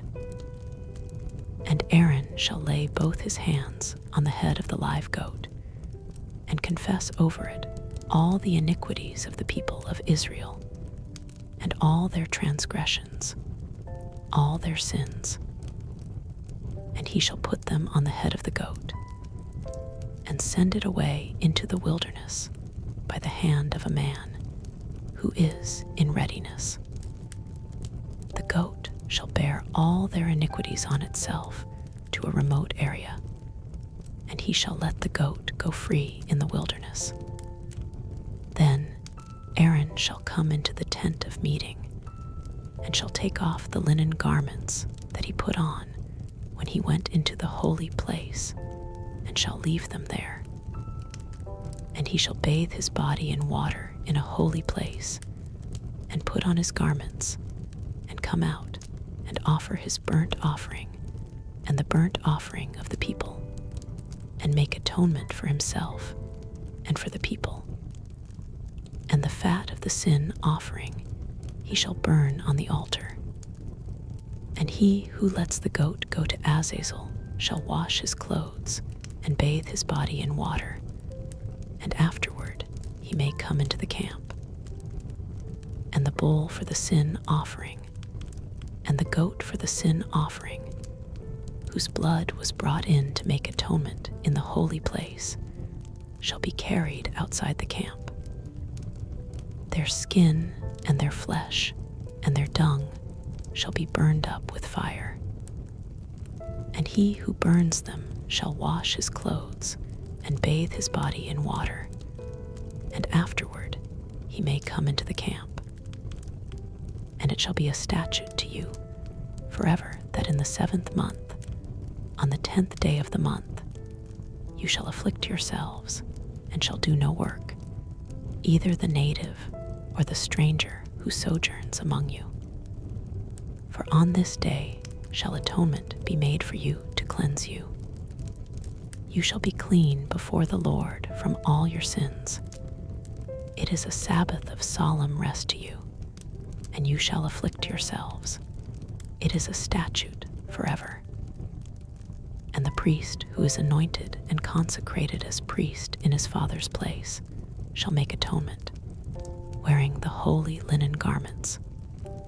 He shall make atonement for the holy sanctuary, and he shall make atonement for the tent of meeting and for the altar, and he shall make atonement for the priests and for all the people of the assembly.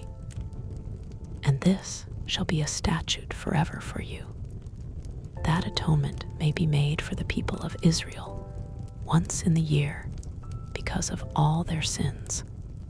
And Moses did as the Lord commanded him. Chapter 17. And the Lord spoke to Moses, saying, Speak to Aaron and his sons, and to all the people of Israel, and say to them, This is the thing that the Lord has commanded. If any one of the house of Israel kills an ox, or a lamb, or a goat in the camp, or kills it outside the camp, and does not bring it to the entrance of the tent of meeting to offer it as a gift to the Lord in front of the tabernacle of the Lord, blood guilt shall be imputed to that man. He has shed blood, and that man shall be cut off from among his people. This is to the end that the people of Israel may bring their sacrifices that they sacrifice in the open field, that they may bring them to the Lord, to the priest at the entrance of the tent of meeting, and sacrifice them as sacrifices of peace offerings to the Lord. And the priest shall throw the blood on the altar of the Lord at the entrance of the tent of meeting, and burn the fat for a pleasing aroma to the Lord. So they shall no more sacrifice their sacrifices to goat demons, after whom they whore. This shall be a statute forever for them throughout their generations. And you shall say to them, any one of the house of Israel, or of the strangers who sojourn among them, who offers a burnt offering or sacrifice, and does not bring it to the entrance of the tent of meeting to offer it to the Lord, that man shall be cut off from his people. If any one of the house of Israel, or of the strangers who sojourn among them, eats any blood, I will set my face against that person who eats blood, and will cut him off from among his people. For the life of the flesh is in the blood, and I have given it for you on the altar to make atonement for your souls. For it is the blood that makes atonement by the life. Therefore I have said to the people of Israel, no person among you shall eat blood, neither shall any stranger who sojourns among you eat blood. Any one also of the people of Israel, or of the strangers who sojourn among them, who takes in hunting any beast or bird that may be eaten, shall pour out its blood, and cover it with earth. For the life of every creature is its blood is its life. Therefore I have said to the people of Israel, you shall not eat the blood of any creature, for the life of every creature is its blood. Whoever eats it shall be cut off. And every person who eats what dies of itself, or what is torn by beasts, whether he is a native or a sojourner, shall wash his clothes and bathe himself in water, and be unclean until the evening. Then he shall be clean. But if he does not wash them or bathe his flesh, he shall bear his iniquity. Chapter 18. And the Lord spoke to Moses, saying, speak to the people of Israel and say to them, I am the Lord your God. You shall not do as they do in the land of Egypt where you lived, and you shall not do as they do in the land of Canaan, to which I am bringing you. You shall not walk in their statutes. You shall follow my rules and keep my statutes and walk in them. I am the Lord your God. You shall therefore keep my statutes and my rules. If a person does them, he shall live by them. I am the Lord. None of you shall approach any one of his close relatives to uncover nakedness. I am the Lord. You shall not uncover the nakedness of your father, which is the nakedness of your mother. She is your mother. You shall not uncover her nakedness. You shall not uncover the nakedness of your father's wife. It is your father's nakedness. You shall not uncover the nakedness of your sister, your father's daughter, or your mother's daughter, whether brought up in the family or in another home.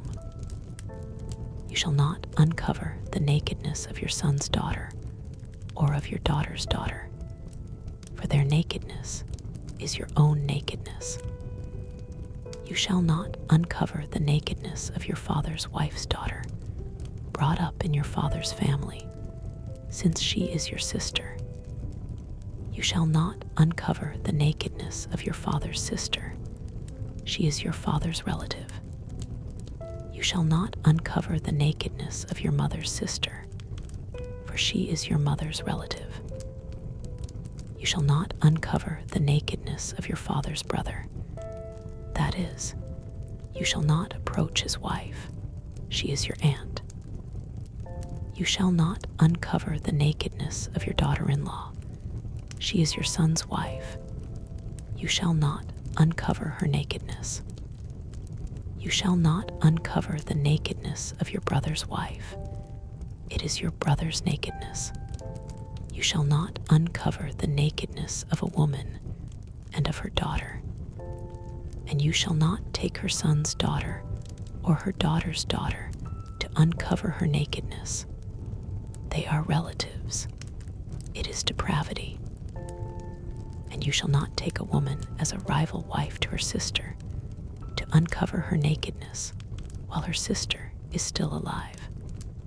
You shall not approach a woman to uncover her nakedness while she is in her menstrual uncleanness. And you shall not lie sexually with your neighbor's wife, and so make yourself unclean with her. You shall not give any of your children to offer them to Molech, and so profane the name of your God. I am the Lord. You shall not lie with a male as with a woman. It is an abomination. And you shall not lie with any animal, and so make yourself unclean with it. Neither shall any woman give herself to an animal to lie with it. It is perversion. Do not make yourselves unclean by any of these things, for by all these the nations I am driving out before you have become unclean. And the land became unclean, so that I punished its iniquity, and the land vomited out its inhabitants. But you shall keep my statutes and my rules, and do none of these abominations. Either the native or the stranger who sojourns among you, for the people of the land who were before you did all of these abominations, so that the land became unclean. Lest the land vomit you out when you make it unclean, as it vomited out the nation that was before you. For everyone who does any of these abominations, the persons who do them shall be cut off from among their people. So keep my charge never to practice any of these abominable customs that were practiced before you, and never to make yourselves unclean by them. I am the Lord your God. Chapter 19. And the Lord spoke to Moses, saying, Speak to all the congregation of the people of Israel, and say to them, You shall be holy, for I, the Lord your God, am holy. Every one of you shall revere his mother and his father, and you shall keep my Sabbaths. I am the Lord your God. Do not turn to idols or make for yourselves any gods of cast metal. I am the Lord your God. When you offer a sacrifice of peace offerings to the Lord, you shall offer it so that you may be accepted. It shall be eaten the same day you offer it, or on the day after, and anything left over until the third day shall be burned up with fire. If it is eaten at all on the third day, it is tainted. It will not be accepted, and everyone who eats it shall bear his iniquity, because he has profaned what is holy to the Lord, and that person shall be cut off from his people. When you reap the harvest of your land, you shall not reap your field right up to its edge, neither shall you gather the gleanings after your harvest. And you shall not strip your vineyard bare, neither shall you gather the fallen grapes of your vineyard. You shall leave them for the poor and for the sojourner. I am the Lord your God. You shall not steal, you shall not deal falsely, you shall not lie to one another. You shall not swear by my name falsely, and so profane the name of your God. I am the Lord. You shall not oppress your neighbor or rob him. The wages of a hired servant shall not remain with you all night until the morning. You shall not curse the deaf or put a stumbling block before the blind, but you shall fear your God. I am the Lord. You shall do no injustice in court. You shall not be partial to the poor or defer to the great, but in righteousness shall you judge your neighbor. You shall not go around as a slanderer among your people, and you shall not stand up against the life of your neighbor. I am the Lord. You shall not hate your brother in your heart, but you shall reason frankly with your neighbor, lest you incur sin because of him. You shall not take vengeance or bear a grudge against the sons of your own people, but you shall love your neighbor as yourself. I am the Lord. You shall keep my statutes. You shall not let your cattle breed with a different kind. You shall not sow your field with two kinds of seed, nor shall you wear a garment of cloth made of two kinds of material. If a man lies sexually with a woman who is a slave, assigned to another man, and not yet ransomed or given her freedom, a distinction shall be made. They shall not be put to death, because she was not free, but he shall bring his compensation to the Lord, to the entrance of the tent of meeting, a ram for a guilt offering. And the priest shall make atonement for him with the ram of the guilt offering before the Lord for his sin that he has committed, and he shall be forgiven for the sin that he has committed. When you come into the land and plant any kind of tree for food, then you shall regard its fruit as forbidden. 3 years it shall be forbidden to you. It must not be eaten. And in the 4th year, all its fruit shall be holy, an offering of praise to the Lord. But in the 5th year you may eat of its fruit, to increase its yield for you. I am the Lord your God. You shall not eat any flesh with the blood in it. You shall not interpret omens or tell fortunes. You shall not round off the hair on your temples or mar the edges of your beard. You shall not make any cuts on your body for the dead or tattoo yourselves. I am the Lord. Do not profane your daughter by making her a prostitute, lest the land fall into prostitution and the land become full of depravity. You shall keep my Sabbaths and reverence my sanctuary. I am the Lord. Do not turn to mediums or necromancers. Do not seek them out, and so make yourselves unclean by them. I am the Lord your God. You shall stand up before the gray head and honor the face of an old man, and you shall fear your God. I am the Lord.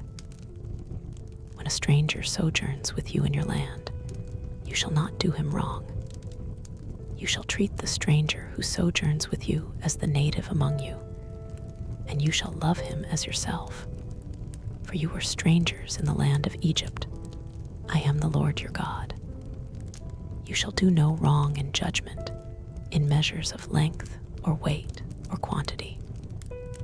You shall have just balances, just weights, a just ephah, and a just hin. I am the Lord your God, who brought you out of the land of Egypt. And you shall observe all my statutes and all my rules, and do them. I am the Lord. Chapter 20. The Lord spoke to Moses, saying, Say to the people of Israel, any one of the people of Israel, or of the strangers who sojourn in Israel, who gives any of his children to Melech, shall surely be put to death. The people of the land shall stone him with stones. I myself will set my face against that man, and will cut him off from among his people, because he has given one of his children to Melech, to make my sanctuary unclean, and to profane my holy name. And if the people of the land do at all close their eyes to that man when he gives one of his children to Melech, and do not put him to death, then I will set my face against that man and against his clan, and will cut them off from among their people, him and all who follow him in whoring after Melech. If a person turns to mediums and necromancers, whoring after them, I will set my face against that person and will cut him off from among his people. Consecrate yourselves, therefore, and be holy, for I am the Lord your God.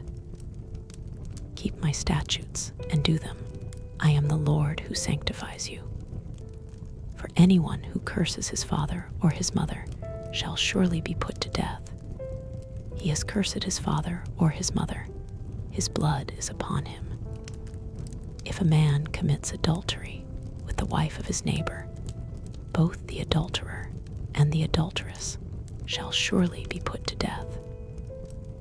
If a man lies with his father's wife, he has uncovered his father's nakedness. Both of them shall surely be put to death. Their blood is upon them. If a man lies with his daughter-in-law, both of them shall surely be put to death. They have committed perversion. Their blood is upon them. If a man lies with a male as with a woman, both of them have committed an abomination. They shall surely be put to death. Their blood is upon them. If a man takes a woman and her mother also, it is depravity. He and they shall be burned with fire, that there may be no depravity among you.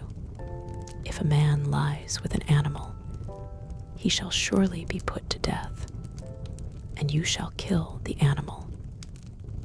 If a woman approaches any animal and lies with it, you shall kill the woman and the animal. They shall surely be put to death.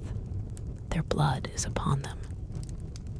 If a man takes his sister, a daughter of his father or a daughter of his mother, and sees her nakedness, and she sees his nakedness, it is a disgrace, and they shall be cut off in the sight of the children of their people. He has uncovered his sister's nakedness, and he shall bear his iniquity. If a man lies with a woman during her menstrual period and uncovers her nakedness, he has made naked her fountain, and she has uncovered the fountain of her blood. Both of them shall be cut off from among their people. You shall not uncover the nakedness of your mother's sister or of your father's sister, for that is to make naked one's relative. They shall bear their iniquity. If a man lies with his uncle's wife, he has uncovered his uncle's nakedness. They shall bear their sin. They shall die childless. If a man takes his brother's wife, it is impurity. He has uncovered his brother's nakedness. They shall be childless. You shall therefore keep all my statutes and all my rules and do them, that the land where I am bringing you to live may not vomit you out.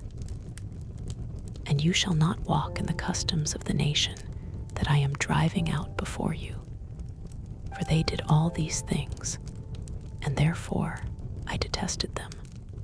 But I have said to you, you shall inherit their land, and I will give it to you to possess, a land flowing with milk and honey. I am the Lord your God, who has separated you from the peoples. You shall therefore separate the clean beast from the unclean, and the unclean bird from the clean. You shall not make yourselves detestable by beast, or by bird, or by anything with which the ground crawls, which I have set apart for you to hold unclean. You shall be holy to me, for I the Lord am holy, and have separated you from the peoples, that you should be mine. A man or a woman who is a medium or a necromancer shall surely be put to death. They shall be stoned with stones. Their blood shall be upon them. Chapter 21. And the Lord said to Moses, speak to the priests, the sons of Aaron, and say to them, no one shall make himself unclean for the dead among his people, except for his closest relatives, his mother, his father, his son, his daughter, his brother, or his virgin sister, who is near to him, because she has had no husband. For her he may make himself unclean. He shall not make himself unclean as a husband among his people, and so profane himself. They shall not make bald patches on their heads, nor shave off the edges of their beards, nor make any cuttings on their body. They shall be holy to their God, and and not profane the name of their God. For they offer the Lord's food offerings, the bread of their God. Therefore they shall be holy. They shall not marry a prostitute or a woman who has been defiled. Neither shall they marry a woman divorced from her husband. For the priest is holy to his God. You shall sanctify him, for he offers the bread of your God. He shall be holy to you, for I, the Lord, who sanctify you, am holy. And the daughter of any priest, if she profanes herself by whoring, profanes her father, she shall be burned with fire. The priest who is chief among his brothers, on whose head the anointing oil is poured, and who has been consecrated to wear the garments, shall not let the hair of his head hang loose, nor tear his clothes. He shall not go in to any dead bodies, nor make himself unclean, even for his father or for his mother. He shall not go out of the sanctuary, lest he profane the sanctuary of his God. For the consecration of the anointing oil of his God is on him. I am the Lord. And he shall take a wife in her virginity. A widow, or a divorced woman, or a woman who has been defiled, or a prostitute, these he shall not marry. But he shall take as his wife a virgin of his own people, that he may not profane his offspring among his people. For I am the Lord who sanctifies him. And the Lord spoke to Moses, saying, Speak to Aaron, saying, None of your offspring throughout their generations, who has a blemish, may approach to offer the bread of his God. For no one who has a blemish shall draw near, a man blind or lame, or one who has a mutilated face, or a limb too long, or a man who has an injured foot, or an injured hand, or a hunchback, or a dwarf, or a man with a defect in his sight, or an itching disease, or scabs, or crushed testicles. No man of the offspring of Aaron the priest who has a blemish shall come near to offer the Lord's food offerings. Since he has a blemish, he shall not come near to offer the bread of his God. He may eat the bread of his God, both of the most holy and of the holy things, but he shall not go through the veil or approach the altar, because he has a blemish, that he may not profane my sanctuaries, for I am the Lord who sanctifies them. So Moses spoke to Aaron and to his sons, and to all the people of Israel. Chapter 22. And the Lord spoke to Moses, saying, Speak to Aaron and his sons, so that they abstain from the holy things of the people of Israel, which they dedicate to me, so that they do not profane my holy name. I am the Lord.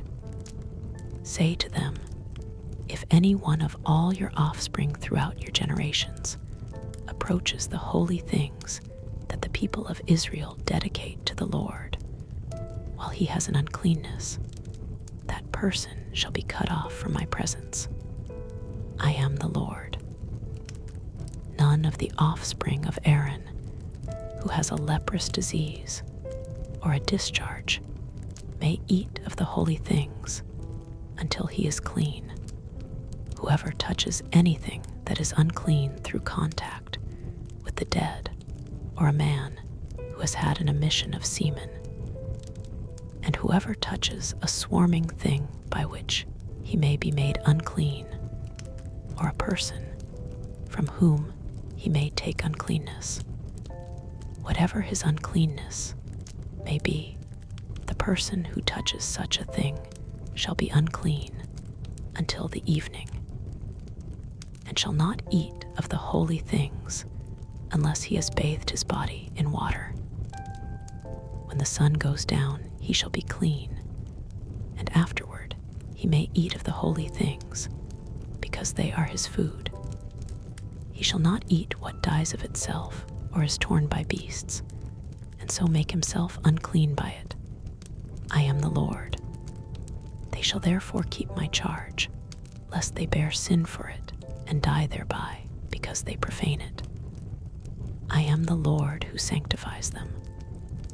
A lay person shall not eat of a holy thing.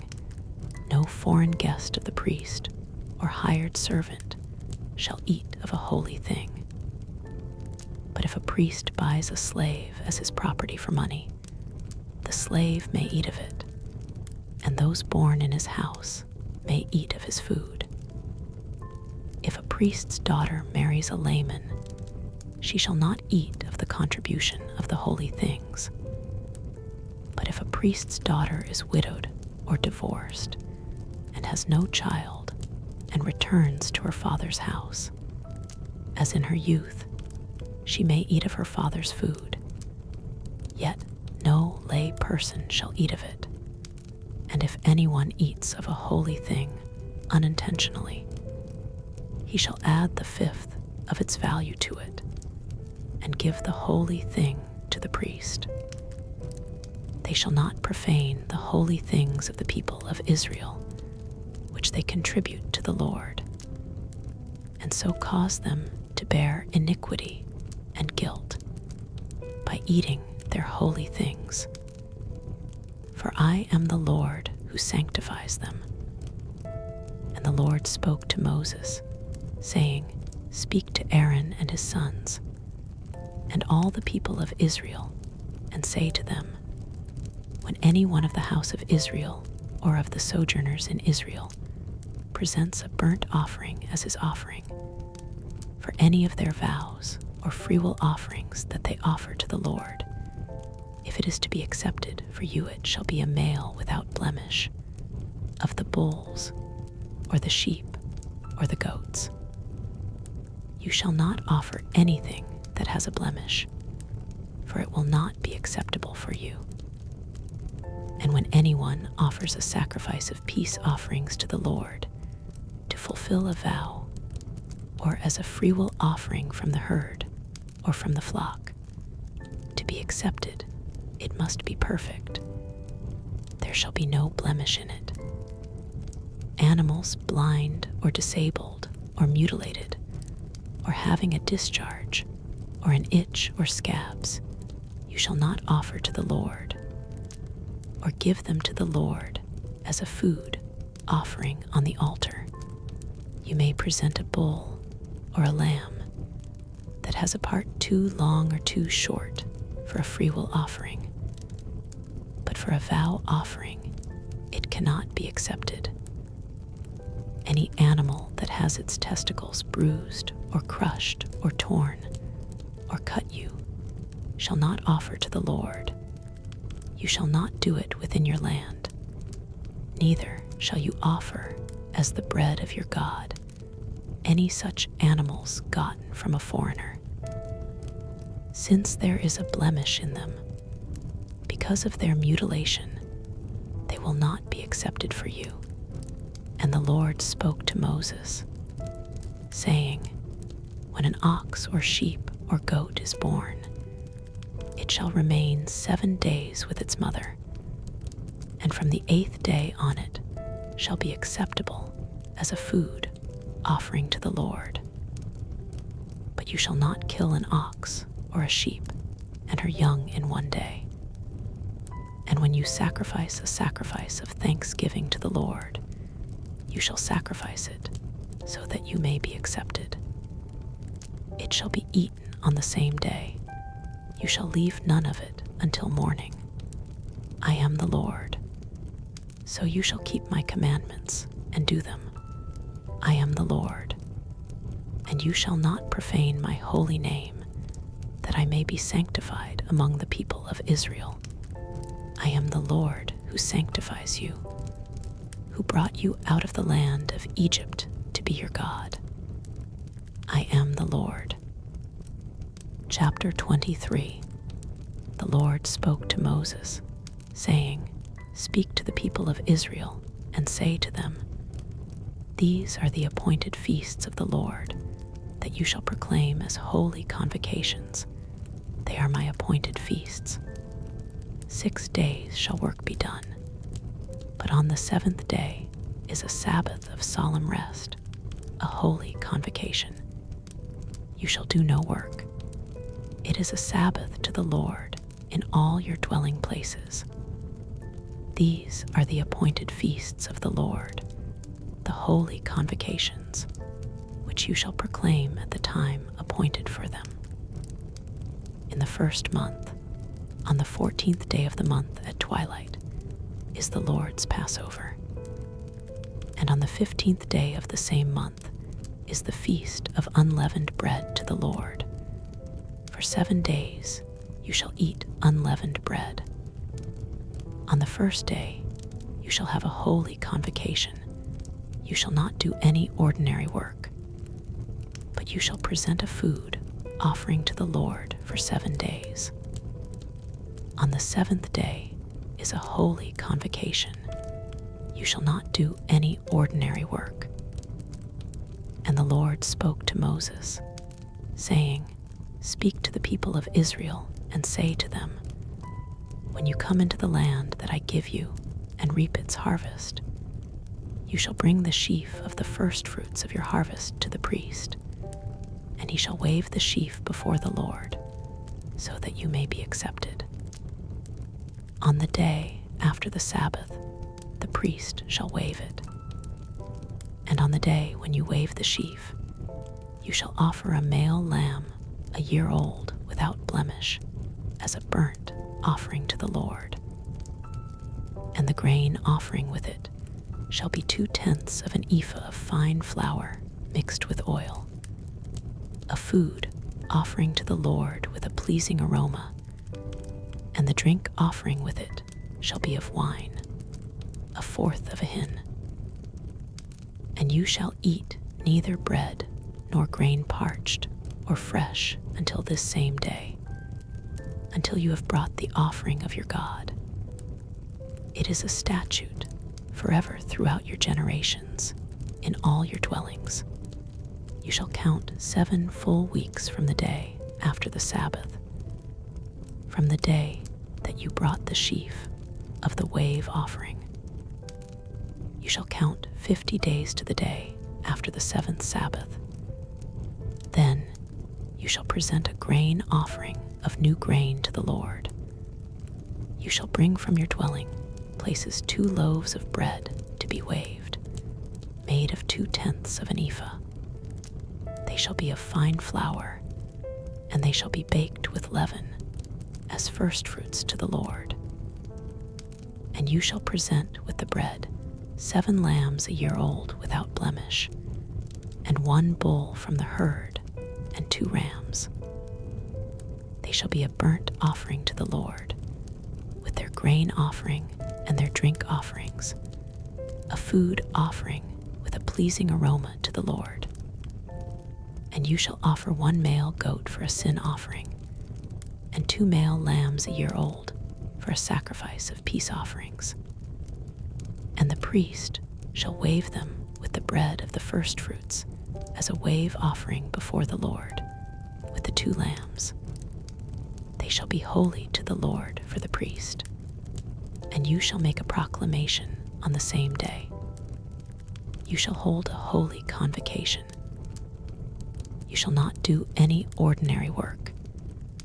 It is a statute forever in all your dwelling places throughout your generations. And when you reap the harvest of your land, you shall not reap your field right up to its edge, nor shall you gather the gleanings after your harvest. You shall leave them for the poor and for the sojourner. I am the Lord your God.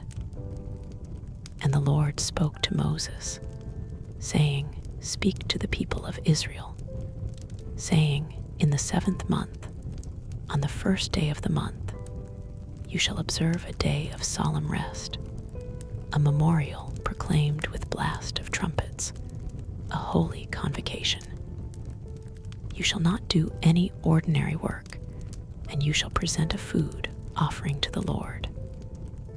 And the Lord spoke to Moses, saying, Now on the 10th day of this 7th month is the Day of Atonement. It shall be for you a time of holy convocation, and you shall afflict yourselves and present a food offering to the Lord. And you shall not do any work on that entire day, for it is a day of atonement, to make atonement for you before the Lord your God. For whoever is not afflicted on that entire day shall be cut off from his people. And whoever does any work on that entire day, that person I will destroy from among his people. You shall not do any work. It is a statute forever throughout your generations, in all your dwelling places. It shall be to you a Sabbath of solemn rest, and you shall afflict yourselves. On the 9th day of the month, beginning at evening, from evening to evening shall you keep your Sabbath. And the Lord spoke to Moses, saying, Speak to the people of Israel, saying, On the 15th day of this 7th month, and for 7 days is the feast of booths to the Lord. On the first day shall be a holy convocation. You shall not do any ordinary work. For 7 days you shall present food offerings to the Lord. On the 8th day you shall hold a holy convocation and present a food offering to the Lord. It is a solemn assembly. You shall not do any ordinary work. These are the appointed feasts of the Lord, which you shall proclaim as holy convocations, for presenting to the Lord food offerings, burnt offerings, and grain offerings, sacrifices and drink offerings, each on its proper day, besides the Lord's Sabbaths, and besides your gifts, and besides all your vow offerings, and besides all your freewill offerings, which you give to the Lord. On the 15th day of the 7th month, when you have gathered in the produce of the land, you shall keep the feast of the Lord 7 days. On the first day shall be a solemn rest, and on the 8th day shall be a solemn rest. And you shall take on the first day the fruit of splendid trees, branches of palm trees, and boughs of leafy trees, and willows of the brook. And you shall rejoice before the Lord your God 7 days. You shall keep it as a feast to the Lord for 7 days in the year.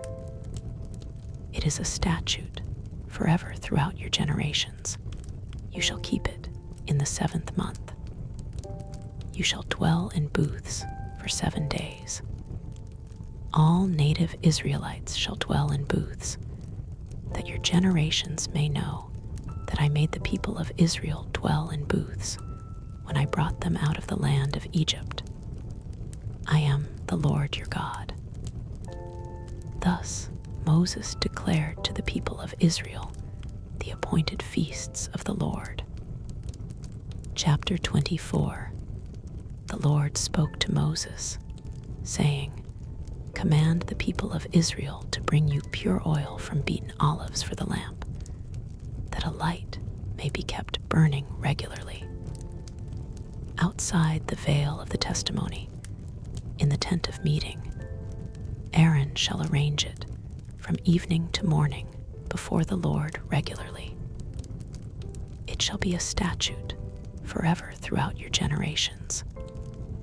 He shall arrange the lamps on the lampstand of pure gold before the Lord regularly.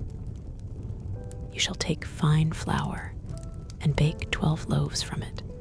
2/10 of an ephah shall be in each loaf. And you shall set them in 2 piles, 6 in a pile, on the table of pure gold before the Lord. And you shall put pure frankincense on each pile, that it may go with the bread as a memorial portion, as a food offering to the Lord. Every Sabbath day Aaron shall arrange it before the Lord regularly. It is from the people of Israel as a covenant forever. And it shall be for Aaron and his sons, and they shall eat it in a holy place, since it is for him a most holy portion out of the Lord's food offerings, a perpetual due. Now an Israelite woman's son, whose father was an Egyptian, went out among the people of Israel. And the Israelite woman's son and a man of Israel fought in the camp. And the Israelite woman's son blasphemed the name and cursed. Then they brought him to Moses. His mother's name was Shelemith, the daughter of Dibri, of the tribe of Dan. And they put him in custody, till the will of the Lord should be clear to them. Then the Lord spoke to Moses, saying, Bring out of the camp the one who cursed, and let all who heard him lay their hands on his head, and let all the congregation stone him. And speak to the people of Israel, saying, Whoever curses his God shall bear his sin. Whoever blasphemes the name of the Lord shall surely be put to death. All the congregation shall stone him, the sojourner as well as the native, when he blasphemes the name, shall be put to death. Whoever takes a human life shall surely be put to death. Whoever takes an animal's life shall make it good, life for life. If anyone injures his neighbor, as he has done it shall be done to him, fracture for fracture, eye for eye, tooth for tooth. Whatever injury he has given a person shall be given to him. Whoever kills an animal shall make it good, and whoever kills a person shall be put to death. You shall have the same rule for the sojourner and for the native, for I am the Lord your God. So Moses spoke to the people of Israel, and they brought the one who had cursed out of the camp, and stoned him with stones. Thus the people of Israel did as the Lord commanded Moses. Chapter 25. The Lord spoke to Moses on Mount Sinai, saying, Speak to the people of Israel, and say to them, When you come into the land that I give you, the land shall keep a Sabbath to the Lord. For 6 years you shall sow your field, and for 6 years you shall prune your vineyard and gather in its fruits. But in the 7th year there shall be a Sabbath of solemn rest for the land, a Sabbath to the Lord. You shall not sow your field or prune your vineyard. You shall not reap what grows of itself in your harvest, or gather the grapes of your undressed vine. It shall be a year of solemn rest for the land. The Sabbath of the land shall provide food for you, for yourself, and for your male and female slaves, and for your hired servant and the sojourner who lives with you, and for your cattle, and for the wild animals that are in your land. All its yield shall be for food. You shall count 7 weeks of years, 7 times 7 years, so that the time of the 7 weeks of years shall give you 49 years. Then you shall sound the loud trumpet on the 10th day of the 7th month. On the Day of Atonement you shall sound the trumpet throughout all your land, and you shall consecrate the 50th year, and proclaim liberty throughout the land to all its inhabitants. It shall be a jubilee for you, when each of you shall return to his property, and each of you shall return to his clan. That 50th year shall be a jubilee for you. In it you shall neither sow nor reap what grows of itself, nor gather the grapes from the undressed vines. For it is a jubilee. It shall be holy to you. You may eat the produce of the field. In this year of jubilee, each of you shall return to his property. And if you make a sale to your neighbor or buy from your neighbor, you shall not wrong one another. You shall pay your neighbor according to the number of years after the jubilee, and he shall sell to you according to the number of years for crops. If the years are many, you shall increase the price. if the years are few, you shall reduce the price, for it is the number of the crops that he is selling to you. You shall not wrong one another, but you shall fear your God, for I am the Lord your God. Therefore you shall do my statutes and keep my rules and perform them, and then you will dwell in the land securely. The land will yield its fruit, and you will eat your fill and dwell in it securely. And if you say, what shall we eat in the 7th year, if we may not sow or gather in our crop? I will command my blessing on you in the 6th year, so that it will produce a crop sufficient for 3 years. When you sow in the 8th year, you will be eating some of the old crop. You shall eat the old until the 9th year, when its crop comes in. The land shall not be sold in perpetuity, for the land is mine. For you are strangers and sojourners with me, and in all the country you possess, you shall allow a redemption of the land. If your brother becomes poor and sells part of his property, then his nearest redeemer shall come and redeem what his brother has sold. If a man has no one to redeem it, and then himself becomes prosperous and finds sufficient means to redeem it, let him calculate the years since he sold it, and pay back the balance to the man to whom he sold it, and then return to his property. But if he does not have sufficient means to recover it, then what he sold shall remain in the hand of the buyer until the year of Jubilee. In the Jubilee it shall be released, and he shall return to his property. If a man sells a dwelling house in a walled city, he may redeem it within a whole year of its sale. His right of redemption shall last a full year. If it is not redeemed within a full year, then the house in the walled city shall belong in perpetuity to the buyer throughout his generations. It shall not be released in the Jubilee. But the houses of the villages that have no wall around them shall be classified with the fields of the land. They may be redeemed, and they shall be released in the Jubilee. As for the cities of the Levites may redeem at any time the houses in the cities they possess. And if one of the Levites redeems a house that was sold in a city they possess, it shall be released in the Jubilee. For the houses in the cities of the Levites are their possession among the people of Israel. But the fields on the common land belonging to their cities may not be sold, for that is their possession forever. If your brother becomes poor and cannot maintain himself with you, you shall support him as though he were a stranger and a sojourner, and he shall live with you. Take no interest from him or profit, but fear your God, that your brother may live beside you. You shall not lend him your money at interest, nor give him your food for profit. I am the Lord your God, who brought you out of the land of Egypt to give you the land of Canaan, and to be your God.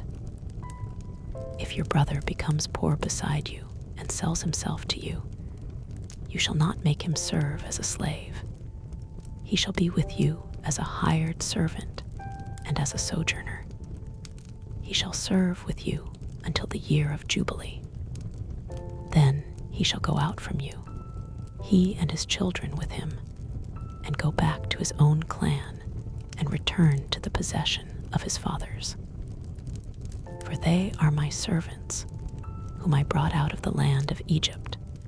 They shall not be sold as slaves. You shall not rule over him ruthlessly, but shall fear your God. As for your male and female slaves whom you may have, you may buy male and female slaves from among the nations that are around you. You may also buy from among the strangers who sojourn with you and their clans that are with you, who have been born in your land, and they may be your property. You may bequeath them to your sons after you to inherit as a possession forever. You may make slaves of them, but over your brothers, the people of Israel, you shall not rule, one over another, ruthlessly. If a stranger or sojourner with you becomes rich, and your brother beside him becomes poor, and sells himself to the stranger or sojourner with you, or to a member of the stranger's clan, then, after he is sold, he may be redeemed. One of his brothers may redeem him, or his uncle or his cousin may redeem him, or a close relative from his clan may redeem him. Or if he grows rich, he may redeem himself. He shall calculate with his buyer from the year when he sold himself to him until the year of Jubilee, and the price of his sale shall vary with the number of years. The time he was with his owner shall be rated as the time of a hired servant. If there are still many years left, he shall pay proportionately for his redemption some of his sale price. If there remain but a few years until the year of Jubilee, he shall calculate and pay for his redemption in proportion to his years of service. He shall treat him as a servant hired year by year. He shall not rule ruthlessly over him in your sight. And if he is not redeemed by these means, then he and his children with him shall be released in the year of Jubilee. For it is to me that the people of Israel are servants. They are my servants whom I brought out of the land of Egypt. I am the Lord your God. Chapter 26. You shall not make idols for yourselves, or erect an image or pillar. And you shall not set up a figured stone in your land to bow down to it. For I am the Lord your God. You shall keep my Sabbaths and reverence my sanctuary. I am the Lord. If you walk in my statutes and observe my commandments and do them, then I will give you your rains in their season, and the land shall yield its increase, and the trees of the field shall yield their fruit.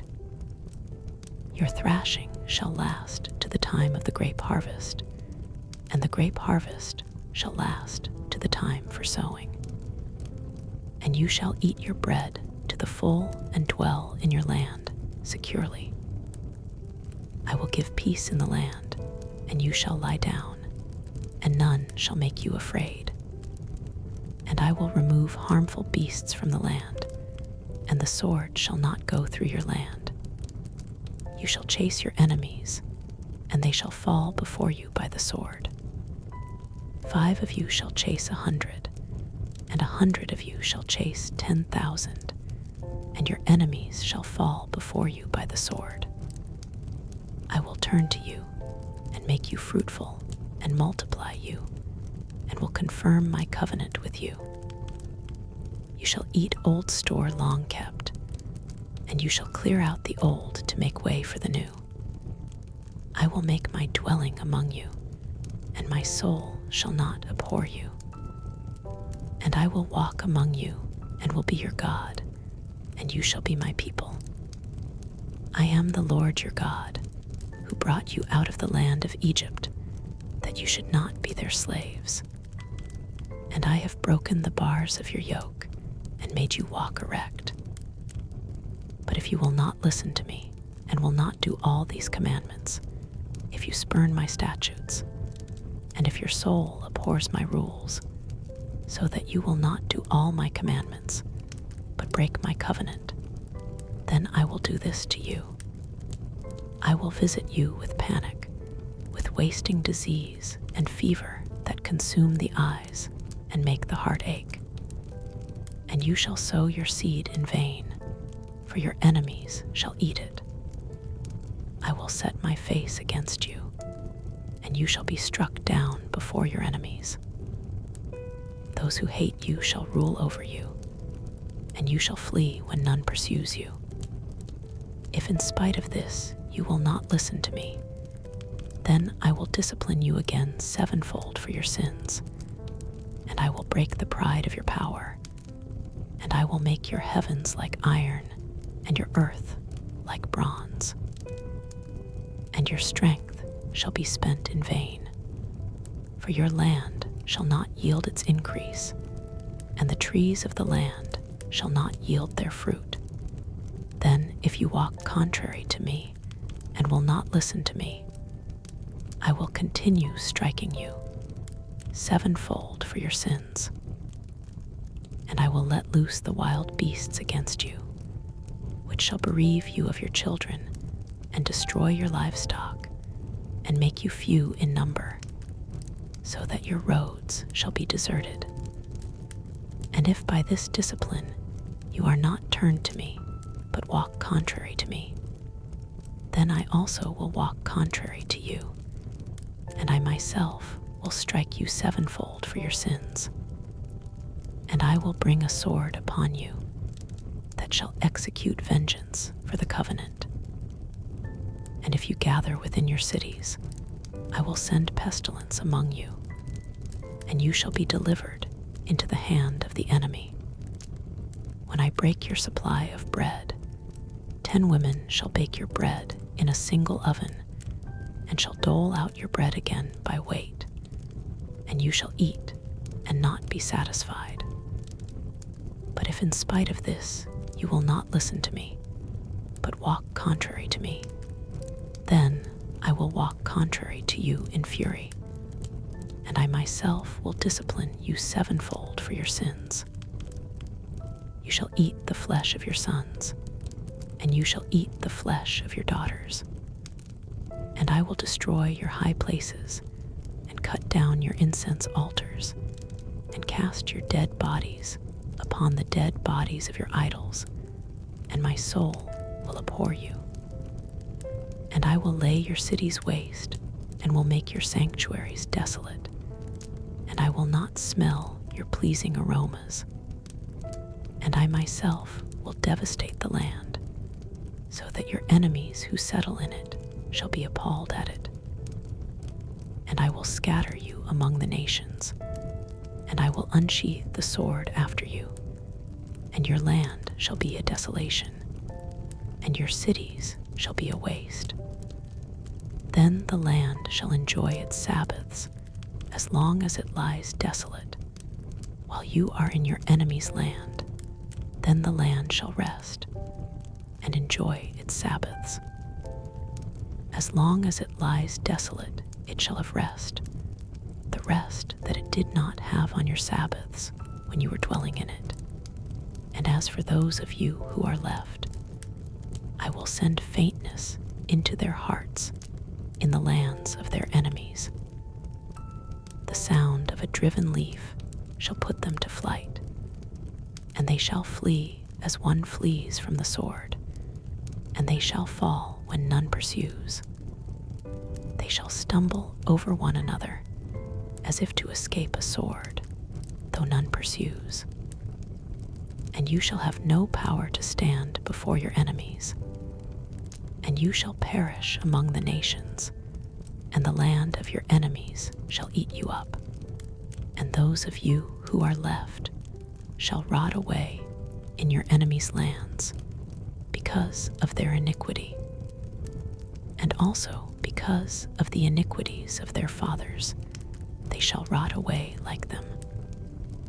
But if they confess their iniquity and the iniquity of their fathers in their treachery that they committed against me, and also in walking contrary to me, so that I walked contrary to them and brought them into the land of their enemies, if then their uncircumcised heart is humbled, and they make amends for their iniquity, then I will remember my covenant with Jacob, and I will remember my covenant with Isaac, and my covenant with Abraham, and I will remember the land.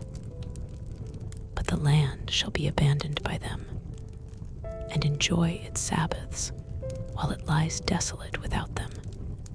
And they shall make amends for their iniquity, because they spurned my rules, and their soul abhorred my statutes. Yet for all that, when they are in the land of their enemies, I will not spurn them, neither will I abhor them so as to destroy them utterly and break my covenant with them. For I am the Lord their God. But I will for their sake remember the covenant with their forefathers, whom I brought out of the land of Egypt in the sight of the nations, that I might be their God. I am the Lord. These are the statutes and rules and laws that the Lord made between himself and the people of Israel through Moses on Mount Sinai. Chapter 27. The Lord spoke to Moses, saying, Speak to the people of Israel, and say to them, If anyone makes a special vow to the Lord involving the valuation of persons, then the valuation of a male from 20 years old up to 60 years old shall be 50 shekels of silver, according to the shekel of the sanctuary. If the person is a female, the valuation shall be 30 shekels. If the person is from 5 years old up to 20 years old, the valuation shall be for a male 20 shekels, and for a female 10 shekels. If the person is from a month old up to 5 years old, the valuation shall be for a male 5 shekels of silver, and for a female the valuation shall be 3 shekels of silver. And if the person is 60 years old or over, then the valuation for a male shall be 15 shekels, and for a female 10 shekels. And if someone is too poor to pay the valuation, then he shall be made to stand before the priest, and the priest shall value him.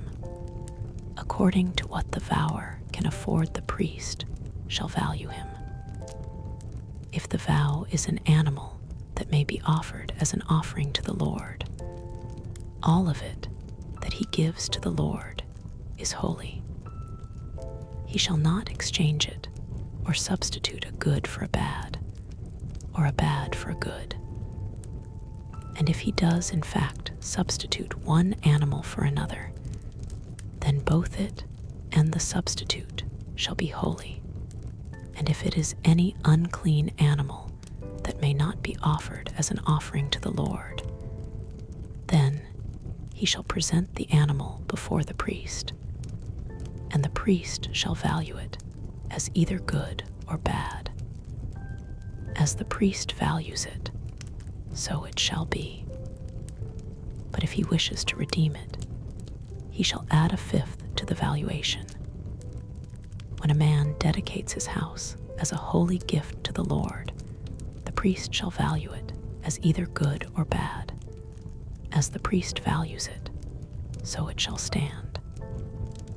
And if the one who dedicates it wishes to redeem his house, he shall add a fifth to the sum at which it is valued, and it shall be his. If a man dedicates to the Lord part of the land that is his possession, then the valuation shall be in proportion to its seed. A homer of barley seed shall be valued at 50 shekels of silver. If he dedicates his field from the year of Jubilee, that valuation shall stand. But if he dedicates his field after the Jubilee, then the priest shall calculate the price according to the years that remain until the year of Jubilee, and a deduction shall be made from the valuation. And if he who dedicates the field wishes to redeem it, then he shall add a fifth to the sum at which it is valued, and it shall remain his. But if he does not wish to redeem the field, or if he has sold the field to another man, it shall not be redeemed any more. But field, when it is released in the Jubilee, shall be a holy gift to the Lord, like a field that has been devoted. The priest shall be in possession of it, if he dedicates to the Lord a field that he has bought, which is not a part of his possession. Then the priest shall calculate the amount of the valuation for it up to the year of Jubilee, and the man shall give that amount on that day as a holy gift to the Lord. In the year of Jubilee, the field shall return to him from whom it was bought, to whom the land belongs as a possession. Every valuation shall be according to the shekel of the sanctuary. 20 gerahs shall make a shekel.